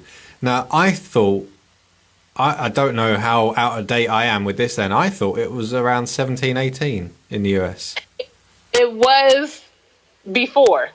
Oh, yeah. So what it did was it lowered the age of consent, but it is a state by state basis as far as what states consent happens. You don't sound hugely convinced about the age of consent. No, because it's like, quite frankly, I think they should raise the age of consent. Like, it's ridiculous. But I mean, each state is different than the other. So, like, over in, I want to say like down south, it might be 15. As here, it might be 16. So on the West Coast. So there's just, it's a case by case, well, not case by case basis, but it's a state by state basis. So each state has the authority to make their own legal ramifications as far as the age of consent, and that's why it was just lowered for us here in California. And again, it's a mixed thing. Like, a lot of people are outraged, and then a lot of people who, you know, have had to get on the sex offender registry are not as outraged. So. Yeah, isn't California? You've just made me remember this. Isn't California one of the states, or possibly the only state? I think it's the only one I've heard of that has actually passed legislation for. What is it? You won't be put on a sex register if you are within 10 years of a minor that you've had sexual relations with. Yes. And they consented, apparently. I don't know how that works if they're a minor, but... That's why people are outraged, and others are like, well, whatever. So... Because all I keep seeing at the moment is there's a lot of memes going on where they'll say, it's funny how they've just passed this legislation and now California's on fire. Yes. And so that is part of what he signed as far as the bill that kind of lowered that age of consent.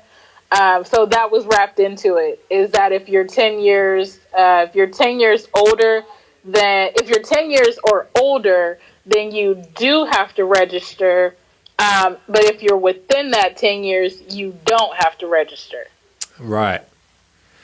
Okay. Yeah. Well, that's worrying. And California's on fire. So yeah.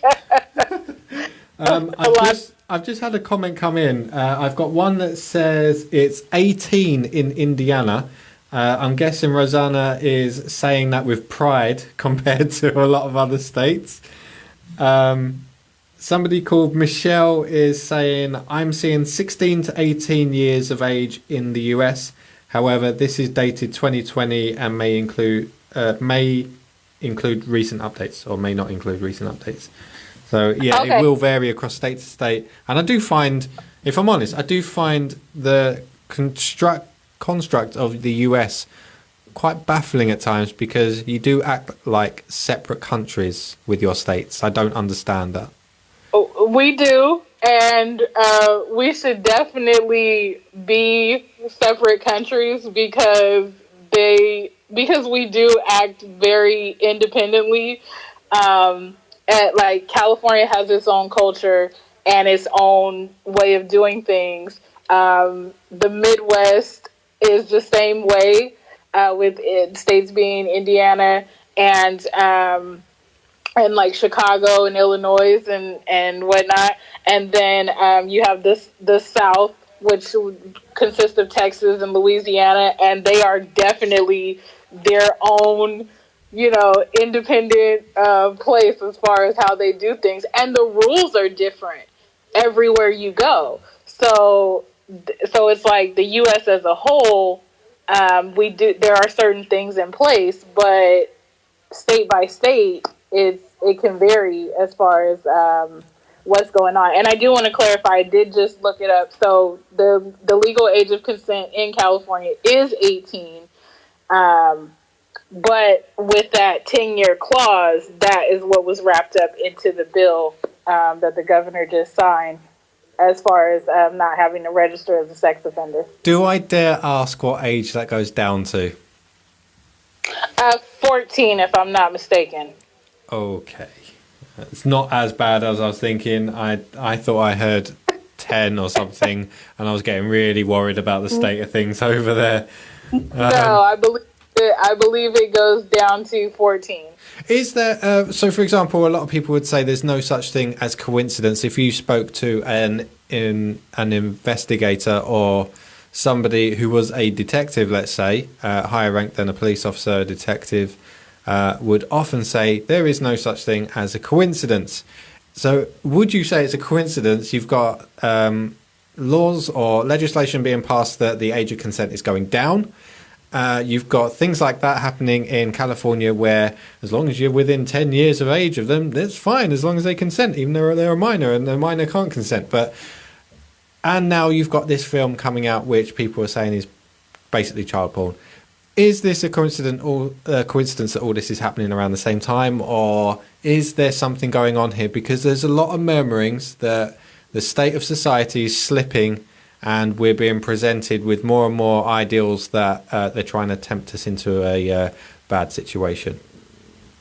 I definitely don't think there's a coincidence that this is happening right now in real time, because with the film coming out, with them, lessening the punishment for consent, right? And then all the controversy surrounding it, I definitely think there is a message here, and everything happens for a reason, for sure. So I definitely don't think there's a coincidence with that, and I think there were probably, when you put out a film, there were probably a lot of good intentions behind it, but there's a saying that goes, the pathway to hell is paved with good intentions. So also, behind this film, there's also apparently over 600 audition tapes of 11-year-olds twerking. So who knows? Who knows? We'd all love to think that was good intentions, but some things are a little bit hard to overlook. Yeah, and I definitely think, too, I think you have to take into consideration that this is a French film and it's not an American film, even though American films are not that far off from from how this happened and from the message being displayed, in the context of the movie. But I do think that you have to take that into some kind of, account that, okay, this is a different culture. How dare you? I can't believe you would even suggest that the US would do anything even close to this. This thing never happens anywhere apart from France. It's just France, everybody. That's all that happens. Right. That's what they want. Think, and it's the dangle of the carrot in your face while there's something completely different going on behind your back. And I've also had a really funny comment here. Ian, we don't understand it either. This is about the makeup of your United States. And then they've said, we're not the United States. Yeah. Yeah, and just everybody's right now. This is a free for all. Yeah, and it's unfortunate, but at the same time, this is the unraveling of the facade that's been happening for so long. Yeah. Part of the problem is as well, it's cancel culture, isn't it? I mean, as soon as anybody shouts outrage, it's cancel them, cancel this, cancel that. And you can't do that because it actually destroys open debate and discussion about these topics.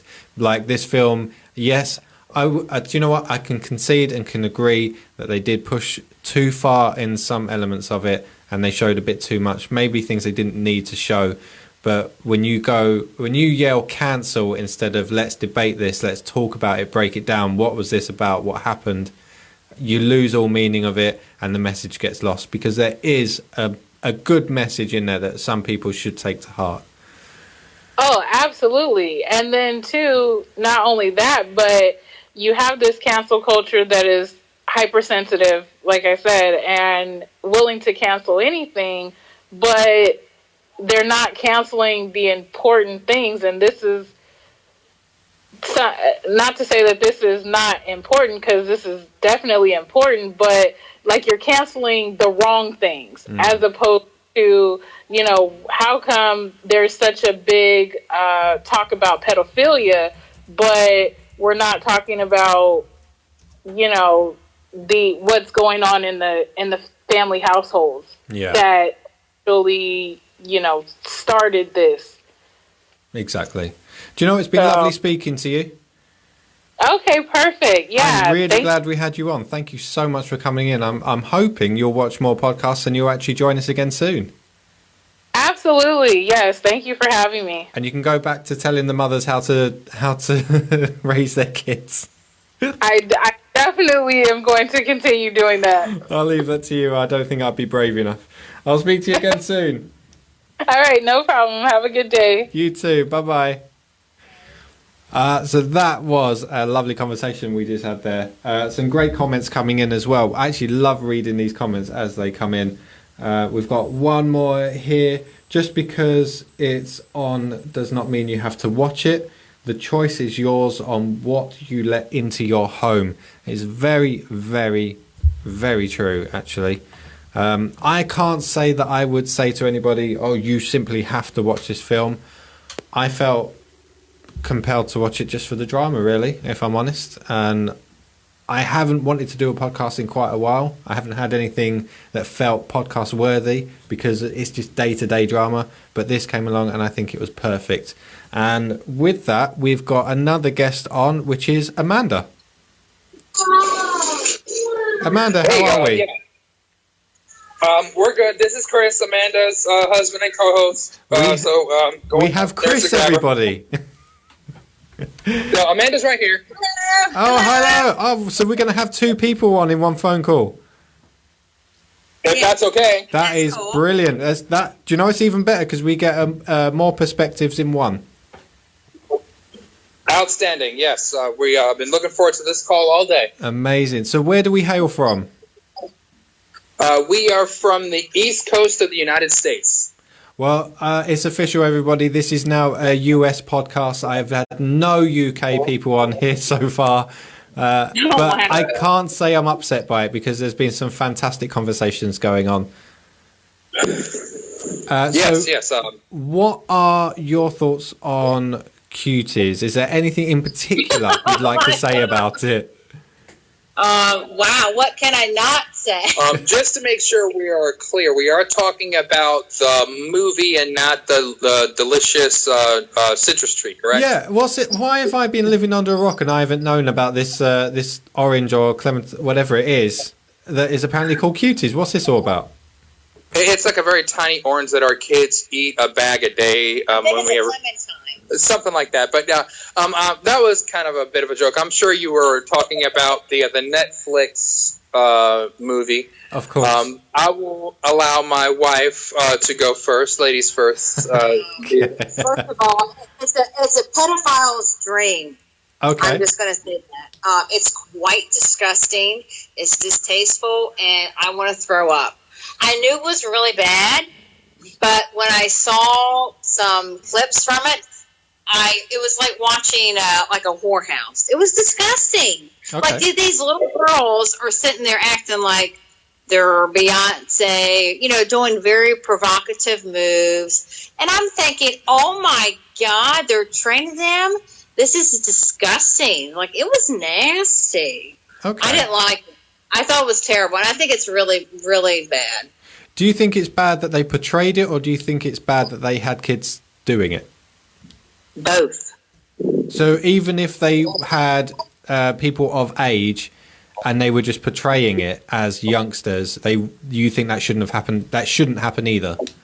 It's very distasteful. As a woman, the more you show, the more you do, the less you look, graceful, if I can say. So, no, it's disgusting either way, but it's really gross when children are involved. Because to me, that's putting them in their little minds, their innocent minds, that, hey, this is okay. When it's totally not okay. It's wrong. Which children are you saying will think it's okay? Are you saying about the children actresses, or are you saying about any children that watch it? Well, the children actresses, I mean, that's even terrible for them to be in this movie. First of all, I would be contacting the parents. Why would the parents even allow this? Number one, that's the first problem. Yeah. Number two, why was this even created. But I'm really more upset when it comes to the parents, because I'm a parent myself. Would I allow this? Hell no. Yeah. No, it's just wrong.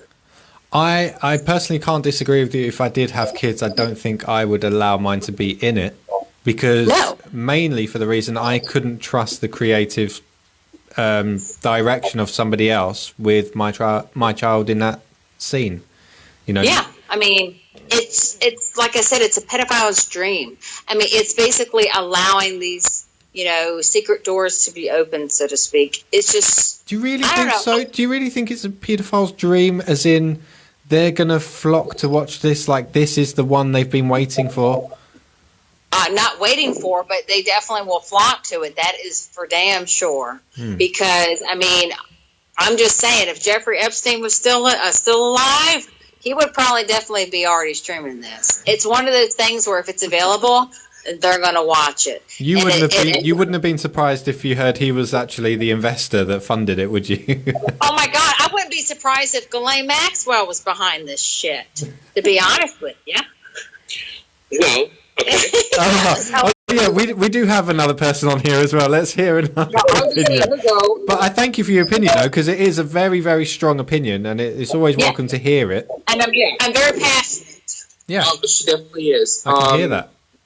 If there's a few moments for my take, I will say that I, as an avid, make sure that I say this without going out of context and without your other listeners going nuts. So, I try to keep an open mind on a lot of things. As an aspiring filmmaker myself, and as someone who loves movies and everything else, I was also very disturbed by it. Yeah. However, I was like, okay, I believe it's from France, and they definitely have a different viewpoint on a lot of stuff, and they're more open-minded when it comes to filmmaking over there.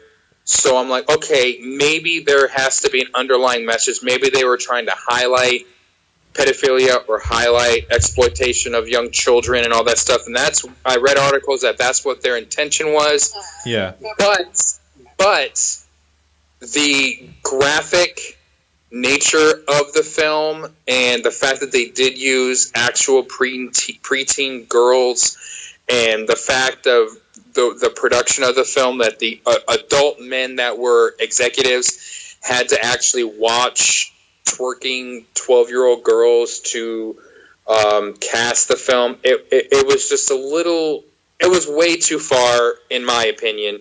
And then come to find out, I read an article, don't remember the news source or whatever, that the director came out in defense of herself in the film saying, oh, this is all about feminism and, women in power and all that stuff. You don't understand the film's like, okay, is it highlighting exploitation of children? Or is it, young feminists showing their pre-developed bodies and all that stuff? And I have relatives, young girls who are that age, cousins and things like that. We have a niece who is she's 6 years old, so she's not that far from that age, and she's a little girl, and she wants to dance, she wants to do all that stuff, she wants to do all these kinds of things, but people like that exist, and it's very disturbing to see that. But what is she wanting to dance to? Because you're saying she's wanting to dance. Of course, she wants to be like a ballerina type. She wants to do all the fun stuff, and she just jumps around the house, and she's a 6-year-old girl. You know what I mean? But when she sees images of like the Cuties movie poster, is even disturbing and a little too graphic, and it's too revealing when you see little girls do that. I was even a little put off by the show Dance Moms that has been a wide success and everything. That I think is a little too much. I don't think that young girls should be caked in makeup and wear ball gowns and be strutted across the stage like that. They're just way too young for that. Well, this is the thing. A lot of people have been linking it to this, and Ariane, my fiance, after we saw this film, she showed me some Dance Mum stuff, and she showed me some of the girls dancing across the stage, and they are caked in makeup, but they are made to look like miniature adults, which I think more disturbing.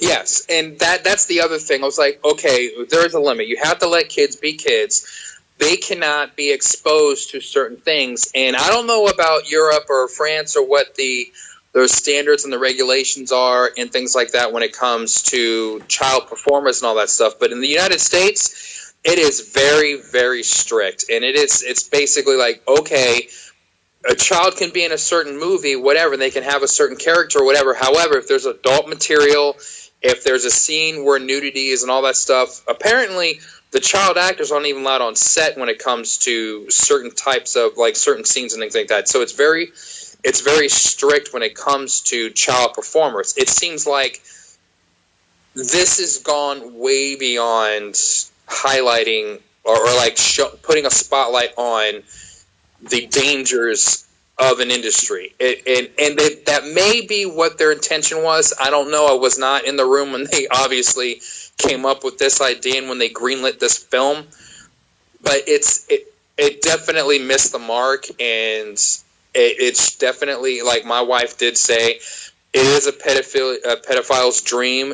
People are going to see this movie and they're going to get off on it, and it's very sick. Take advantage of kids. Excuse me. I'm just they're going, and there are certain people that they have a very sick, twisted, depraved mind. This movie is going to get them all riled up, and then it's going to make them want to do something. Yeah. And that's where the real danger is. And now these are actors, these are actresses, these are performers, and they're going to want to do other things. They're going to want to be in other. Right? Sorry. This is an actual. This is what? Sorry. Hold on. That is getting another. This is not a documentary, right? This is like an actual film. So yeah, this is not like. This is what I was confused about, because when I first knew about this film was literally when I was scrolling through Netflix, and I saw the thumbnail for it, but I didn't think anything of it. It's not something I thought of at all, because I just thought, well, I did think of it because I thought it was a Dance Mums type thing. So I just carried on scrolling, didn't think anything else after that. And it's only when I started to hear these murmurings about this this outrage about this show, and I thought about another Dance Mums thing. What's going on? But then I thought it was like a documentary thing, like the Dance Mums. But then I watched it and I was like, oh, it's a film. Okay. So whatever they were trying to portray in the poster and the hypnosis of it, I didn't get it. I didn't get what it actually was going to be. So they completely sort of misrepresented it in their advertising. Right, and see that's what's going to be confusing, because there are going to be some people who don't quite understand that it's not a documentary. These are fictional characters and all that stuff, because they may get misunderstood, think these are actual real life twerking, dancing girls. And they're gonna want to try to find them and like see one of their shows, and and who knows what's going to end up happening. Like, a little bit off subject, but originally when Tiger King came out, I thought that was I thought that was fake. Actually, when Tiger King came out, I thought these were actors playing like really messed up people portraying like fictional characters.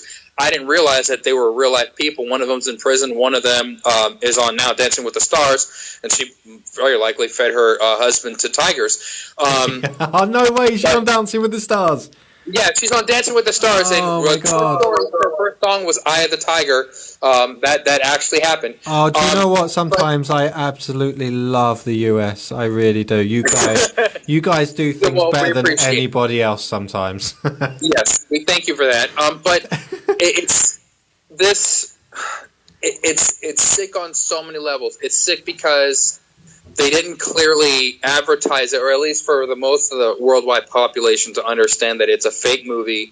They didn't advertise it in such a way that they are trying to highlight or showcase how horrible the industry can be and how I don't know the word. It's a hard word, isn't it? Yeah. I've avoided that word all night. There you go. Yes, how exploitive it is for children, especially young girls, in the entertainment or dance industry, and how they have to do sexually explicit acts to get noticed or get anywhere in the world. But at the same time, I'm not really sure if it would be more or less horrible if it was a documentary.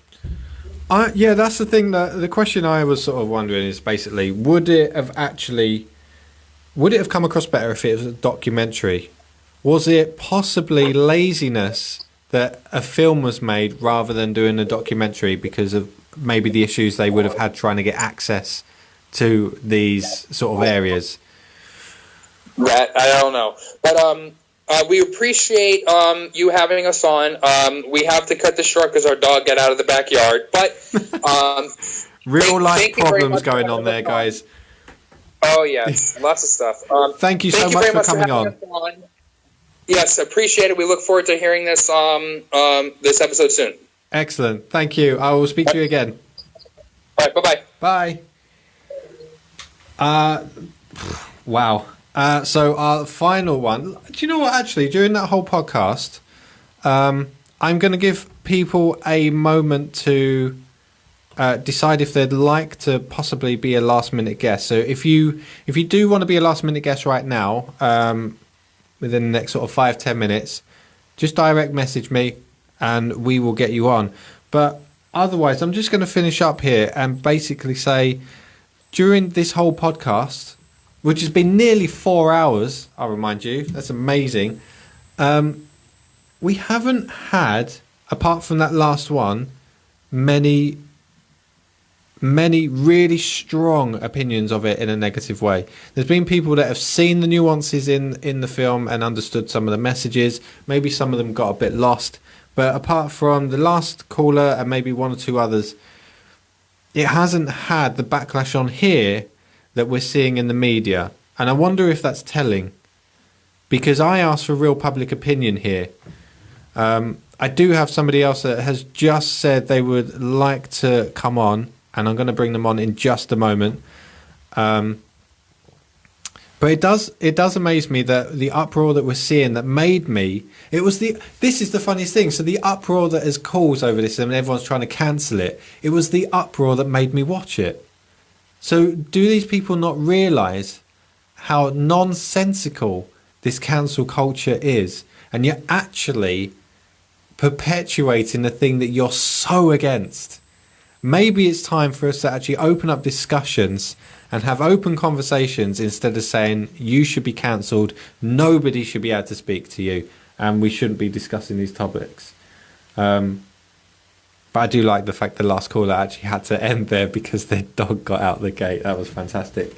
A quick couple of comments here before I move on to the next caller.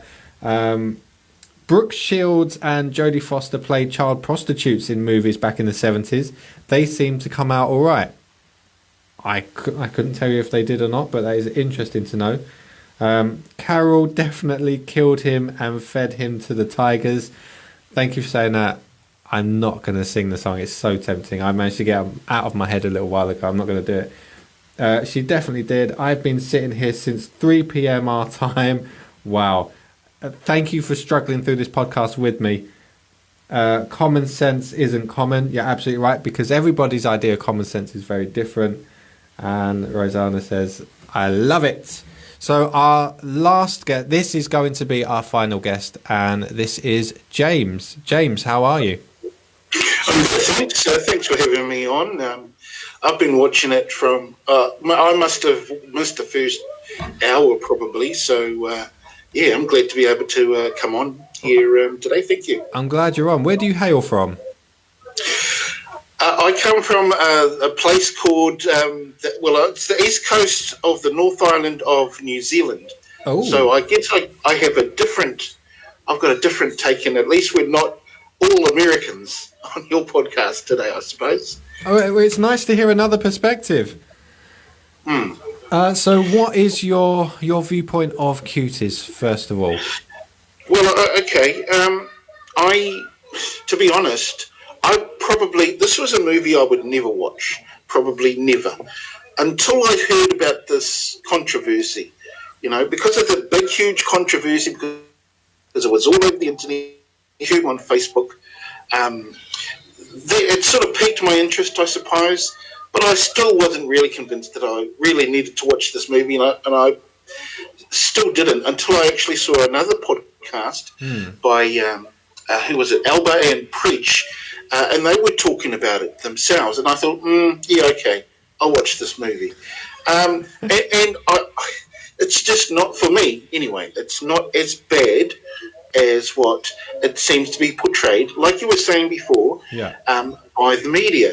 And only certain places or certain parts of the media seem to be just picking up on it, and it seems that they don't, how would you put it, seem to be, and maybe a lot of the people haven't even seen the movie itself and just picking up on little bits and pieces of what other people have been talking about. And that's what I've been thinking. I can remember back in the 70s, and this is one of the things I said, is that there are actors like Brooke Shields and Jodie Foster who played child prostitutes in movies, classic movies too, not just ordinary old movies. These were classic movies. Taxi Driver, which unfortunately isn't a movie I've actually seen, but it had Robert De Niro in it. Jodie Foster was portraying a child prostitute of 12 years old. Okay. Brooke Shields was in a movie called Pretty Baby. Now, I have seen that movie, but it's been a long time. I think I saw it back in the 80s. I can't remember all too much, but I thought that she had been nude in that movie at the age of like 11 or 10. I'm not sure how that came into my mind, but she wasn't, as far as I understand. So, it's like, I think one of the other people that you had on saying, this is not something new, is it? I mean, it's not something new. It's been depicted in other movies, Hollywood movies too, by the way. Though this was near on 50 years ago, perhaps 20 years ago. I know it was the movie 13, or was it Kids, or something like that. One of the other people, guests that were on before, was talking about it.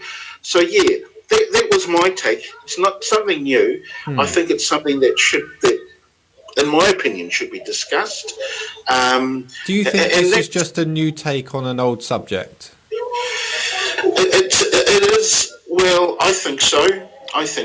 I mean, if we take social media, for instance, I mean, the group of girls were just trying to perform a dance that they had obviously seen, which is part of the dance culture these days, in my opinion, anyway.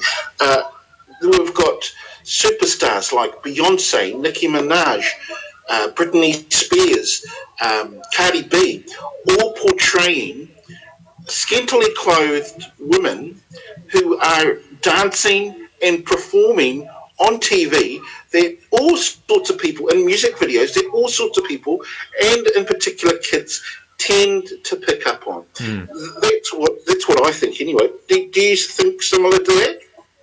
Yes. Yeah, I think they do pick up on it. I think there's a lot with this that I think it's a lot with this that's missed the mark. Right. Not necessarily the film missing the mark. I think the film hit every mark they were trying to go for, but I think a lot of viewers missed the mark on it. Right. I agree. But the question is, with some of the scenes that are in it, should this film actually stand? Is this a film that should actually be allowed to be in the public forum, or should it be got rid of? Or can you even do a retraction? Can it go back and maybe just edit a couple of scenes out? Because you can straight away, did you say you watched the whole film? Yeah, I watched the whole film. I mean, I don't know about you, but I know myself, there's probably a couple, not even whole scenes, there's just a couple of bits that could be taken out of it, and it would still have, for me, the same impact.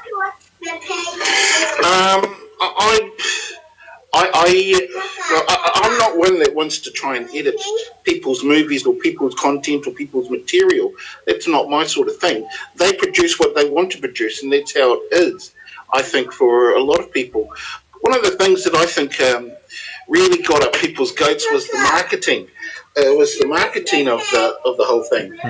And they set out a poster which depicted these four girls clantily, in very scanty kind of clothing. It was the funny thing is that's how dancers these days. Well, that's how these girls see dancers performing on the internet, on maybe is it Dance moms or whatever it's called. Yeah. You know, that seems to be how they addressed. I think personally that Netflix were trying to be, how would you call it? I think that they scandalously marketed that movie the way that they did on purpose. It was clickbait, wasn't it? It was clickbait. Oh, sure. Absolutely. That's exactly what it was about. And essentially everyone fell for it.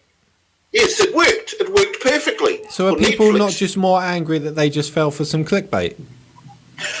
Maybe that is. One of the things I will say is that, well, like I said, that's not a movie that I would have been interested in. I'll be honest, it's not a movie I'd probably watch again.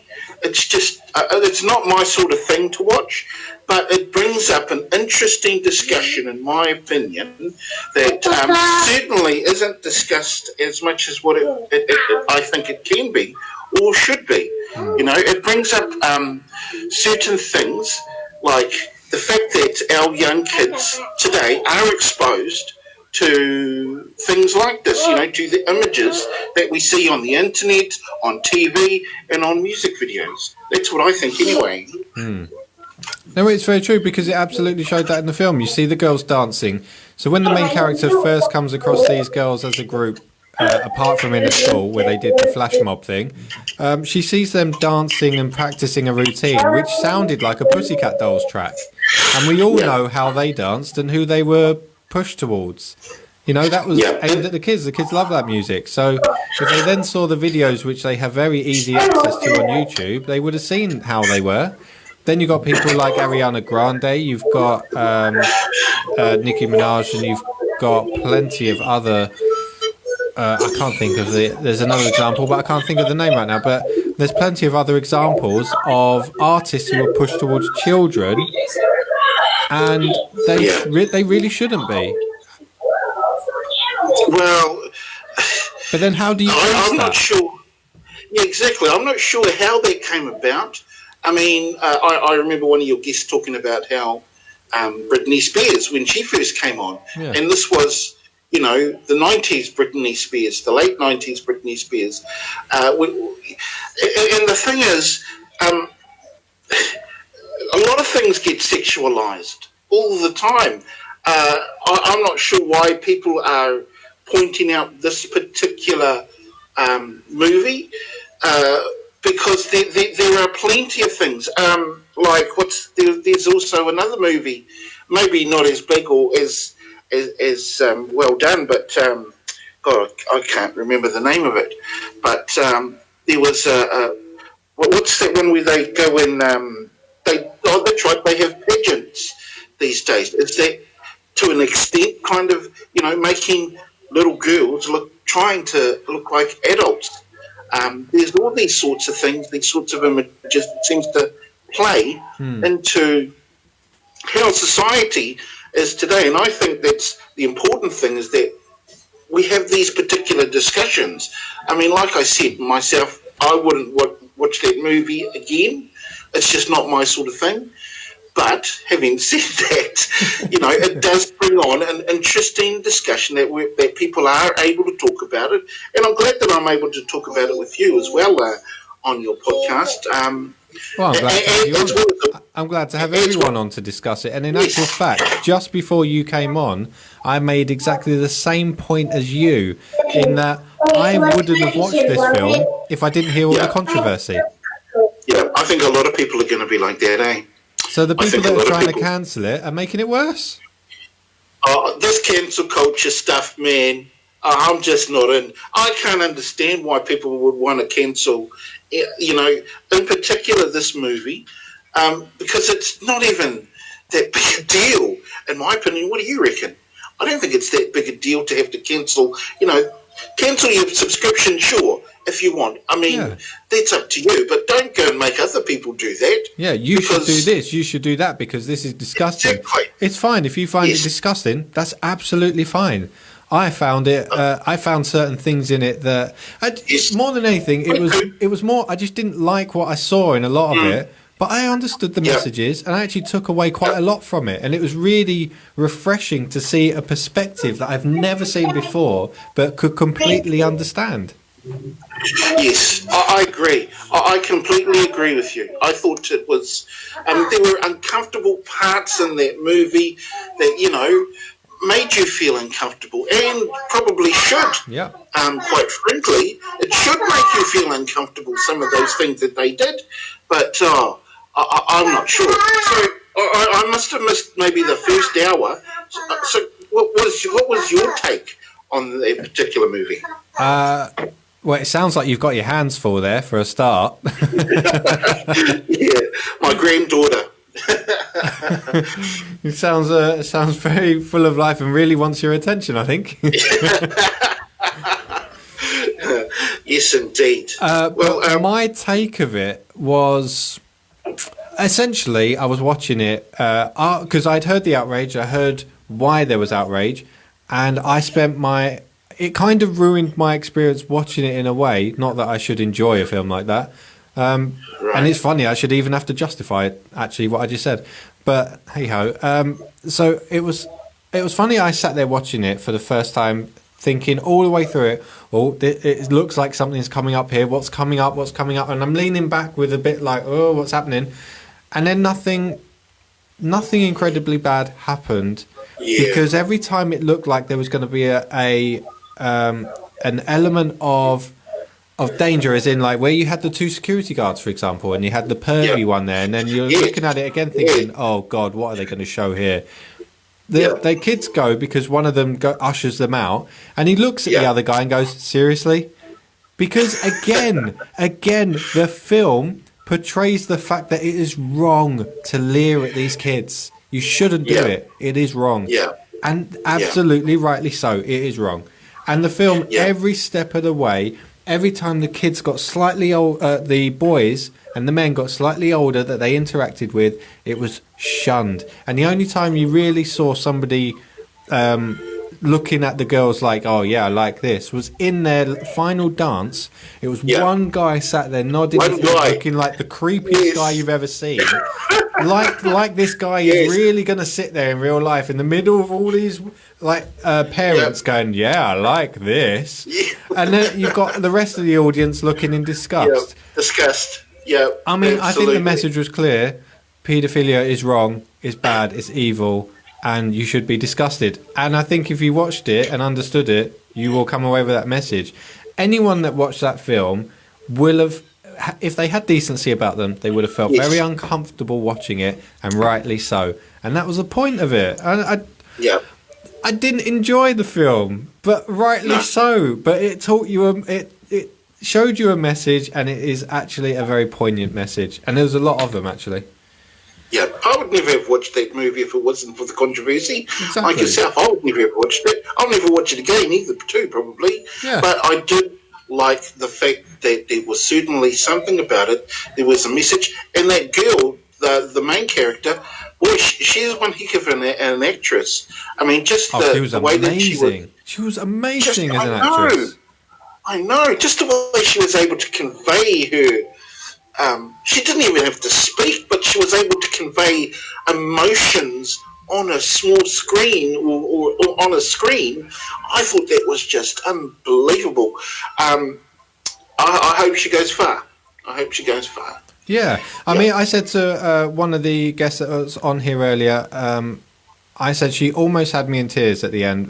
You could feel that emotion. Just where everything built up, and then she suddenly just burst with that emotion. Yeah. I felt more from that one few seconds than I have felt from a lot of actors' whole careers of acting. Yeah. Well, it's interesting because that particular image was the very first image that came up on screen. Was just her face in tears, and then it sort of shot away to other things, and that was at the very beginning, and I guess that showed the end. And what was wonderful was seeing her happy face at the very, very end, jumping up and down, you know, and what that conveyed, that, you know, she had gone from absolute tears to maybe joy and hope out onto the future. But I think I have a little bit of a different take from most of the people out there, and I'm not sure you do. I'm not sure you do have a different take to most of the people, because Yeah, I think the minority are the ones that are shouting the loudest. Yes, I agree. I think you're right. Maybe because I have a lot of friends who I believe are closed-minded people. They're wonderful people, but these are the sorts of things that they don't want to see.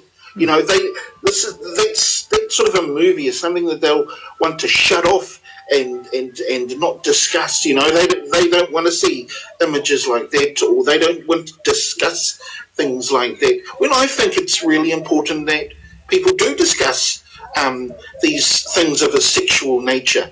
Not that I really go on about paedophilia, but I think we need to understand what goes into a pedophile's mind to a certain extent. I mean, I don't want to get right into it or nothing, but it's hard to, I think, for society it's not the right thing for society to just shun aside certain aspects of how real life is, in my opinion anyway, and not speak about it and just shove it out the way and continue on with the rest of their own happy-go-lucky lives, and then they wonder why, one of their children have gone off the rails and started doing all these funny sorts of things. Yeah. That's not the sort of things that I would do anyway. I draw certain similarities as well to shunning paedophiles, not shunning paedophilia, shunning paedophiles and essentially pushing them underground.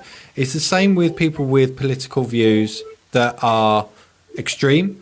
And especially when you look at, say, neo-Nazis and things like that, I want to know who these people are. And the way you find that out is by addressing it and speaking to them. You don't shun them into a part of society where nobody goes and they hide away, have bad resentment of the rest of society, and do things secretively. Now, that doesn't mean we're allowing them to do these things. It means that you're actually addressing the situation and understanding that it is something that is a part of society. It is there. And you can do and say whatever you like to these people. It doesn't change the way they think and view things.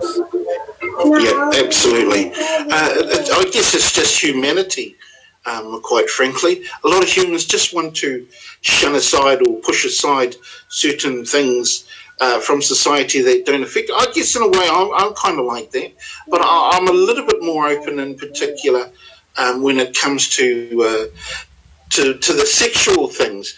Now, I guess I'm going to do a bit of a gratuitous, promotion of my podcast. Yeah, go for it. Which is called the Porncast Review Podcast. So what I do is I review small clips of porn, or commentate about them, I suppose.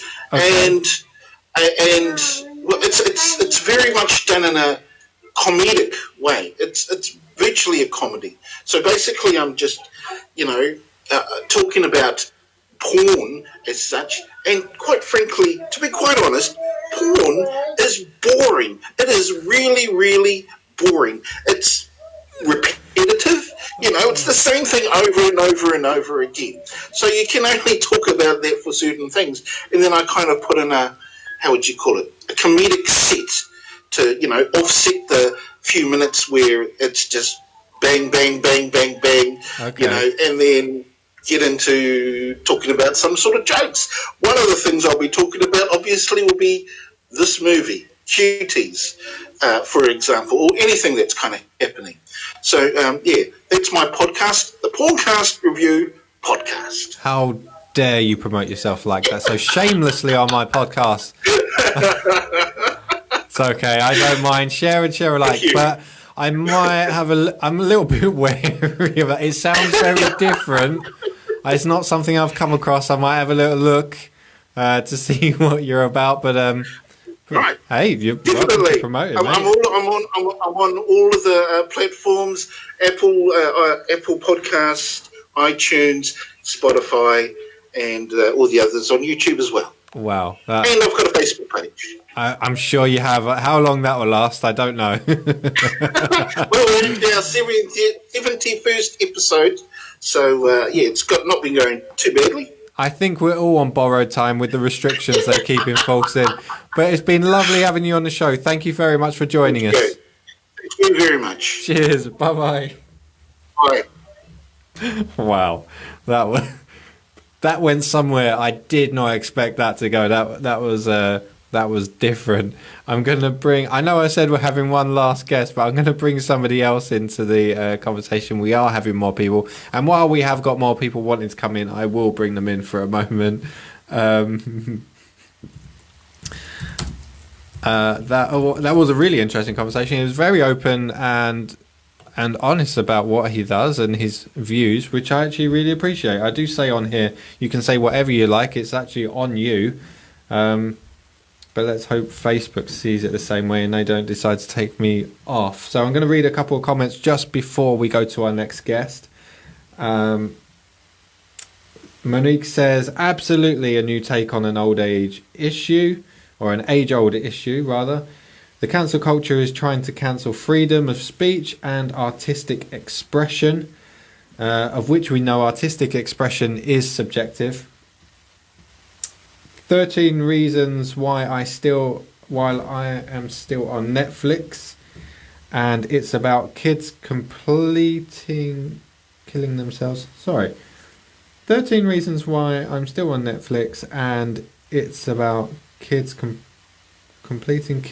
themselves.